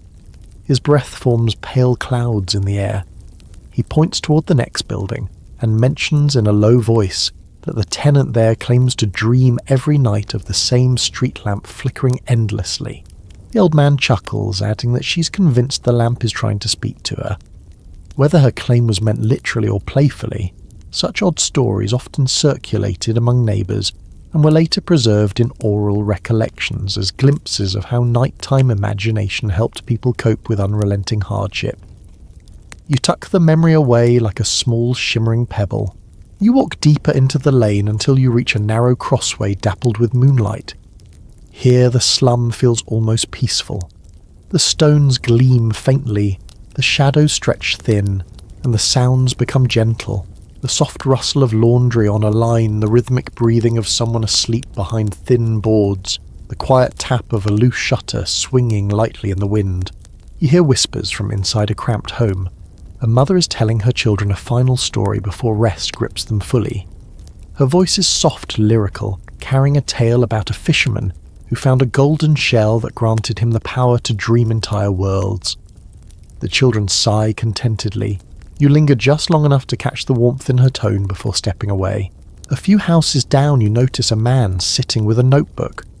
The candle beside him sputters, threatening to go out. His handwriting is small and cramped. He explains that he tries to write down his dreams each night so he will not lose them. He says some dreams feel richer than life itself. He admits with shy pride that he hopes one day to turn the dreams into stories. He laughs when he confesses that he cannot read his own handwriting in the morning. Though you cannot know whether his ambitions will bloom or remain trapped within these cramped rooms, you feel drawn to the quiet dignity with which he tries to hold on to something of his own. You step into a darker section of the alley where the buildings lean too close, blocking most of the moonlight. In this pocket of shadow, the silence feels deeper. A few slum elders believed darkness had uses beyond fear, claiming it helped the mind wander toward possibilities unreachable in daylight. Whether that belief formed as a coping mechanism or emerged from genuine conviction remains uncertain among those who later studied slum folklore. The thought drifts through your mind as you move gently through the hush. Suddenly a burst of laughter startles you. A group of teenagers sit on the steps of a collapsing stairwell, telling jokes and daring each other to share awkward stories from the week. Every so often their laughter rises too loudly, and they quickly hush themselves, glancing toward nearby windows where babies sleep. One of them mentions a rumour that the slum's narrowest alley leads to a hidden courtyard, where someone once posted anonymous notes, filled with encouragement for passers-by. He says no one ever found who wrote them, though the notes appeared for months. You feel the charm of the tale. It is exactly the sort of gentle myth that neighbourhoods craft to give themselves hope. When the group disperses, the alley regains its fragile quiet. You walk on, letting the night smooth its fingers over you. In the next building, you see a young woman asleep at a table, her head resting beside a bowl she forgot to finish. A candle flickers near her arm, throwing golden light across her hair. Her exhaustion seems profound, as though weeks of labour have finally pressed her down. You gently close the warped shutters to shield her from the draught. At the end of the street, you find an older woman sitting upright in her doorway, her eyes half-lidded yet alert. She tells you calmly that she stays awake until her son returns from the night shift at the docks. She's done this for years, not because she expects danger, but because she wishes to greet him before sleep dims her senses. Her devotion settles over you like a warm, steady blanket. You finally reach the last bend of the lane. The slum grows still behind you. All its voices, all its longings, all its private hopes settle into one vast quiet breath. You pause before moving forward, letting the night hold you gently. The dreams stored inside these walls, fragile, stubborn yearning, cling to the air like faint threads of lantern smoke. You exhale slowly, absorbing the heaviness, the hopefulness, and the weary beauty woven into every sleeping room. Then you take one final step toward the heart of night, knowing the slum still has one more truth to reveal before dawn. You take a slow step into the broadest stretch of the slum you've seen so far, a space where several alleys meet like tributaries merging into a restless river. The night has settled fully now, spreading its velvet calm across rooftops and washing lines, but the slum itself has not gone to sleep. Instead, it hums softly, almost rhythmically, as though revealing its final, deepest layer. You stand still for a moment, letting the mingled textures of sound, scent, and motion wrap around you. A faint glow rises from a nearby doorway. Inside, a man adjusts a small lamp and sets it carefully beside his wife, who lies curled on a narrow cot. She murmurs something in her sleep. He whispers back even though she cannot hear him. His voice is warm, steady, full of quiet devotion. People who studied these districts long after they vanished often noted that despite the poverty, there was an unmistakable closeness that drew families together in ways wealthier homes sometimes lacked. Watching the scene now, you sense the truth in those old reflections shimmering at the surface of everyday life. You walk farther until you reach a corner where several neighbours sit on overturned crates, sharing warmth from a single kettle, resting on a few glowing coals. They invite you to join them with a subtle wave. You take a seat and feel the faint heat touch your palms. One man speaks about the day's troubles with a weary laugh. Another offers a few hopeful thoughts about tomorrow's prospects, and a woman tells a story about a gust of wind earlier that nearly carried her laundry halfway down the street. Their laughter merges gently with the rising steam. Someone mentions that yesterday a cat wandered into the courtyard with a piece of ribbon tied neatly around its tail. No one knows who tied it or why. Some residents insist it was a child playing a prank. Others claim it came from a celebration in a wealthier district and the cat simply wandered home wearing a trophy. The tale lingers in the air, becoming the small and curious sliver of neighbourhood memory that brightens this gathering. You rise and continue wandering, letting the slum's final secrets reveal themselves as softly as dust falling from an attic beam. You pass a room where a woman sits quietly beside a loom, her fingers moving in slow, practiced motions that soothe her as much as the cloth she produces. She hums under her breath, creating a rhythm that calms the space around her. Observers who documented the daily labour of the poor sometimes remarked how repetitive tasks, even exhausting ones, created a kind of meditative refuge. Watching her now, you understand why those notes appeared so often. At the next building, you find a man leaning against a cracked wall, smoking a small roll of tobacco he likely traded for earlier in the day. He lifts his chin in greeting and asks what you think of the slum after wandering its length. You answer honestly that it holds more life than you ever expected. He nods knowingly. He says most visitors assume the slum is only misery, but that is not the whole truth. He gestures toward the sleeping windows, the laughter that still drifts from a few open doorways, the distant scent of bread someone is baking from scraps. He says this place carries its own heartbeat. You feel that heartbeat thrumming beneath your feet. As you turn away, you hear footsteps behind you. A group of girls skips past their nightdresses, fluttering like pale moth wings. They chase one another in quiet whispers, trying not to wake their families. One girl pauses to tell you that she dreams of becoming a singer in a grand hall someday. Her friends giggle and nudge her forward, but she holds the dream firmly in her eyes. Reports written by early social workers often mentioned how children imagined bright futures long before circumstance narrowed their paths. The girl's shining expression reflects that enduring spark even now. The air grows colder as you move toward the last stretch of the slum. You feel a faint shiver pass through the buildings as if the night itself wants to settle deeper into their bones. You reach a narrow platform made from an uneven collection of boards. The platform overlooks several roofs that slope toward the centre of the district. From here the slum appears almost peaceful. Lanterns flicker in cosy clusters.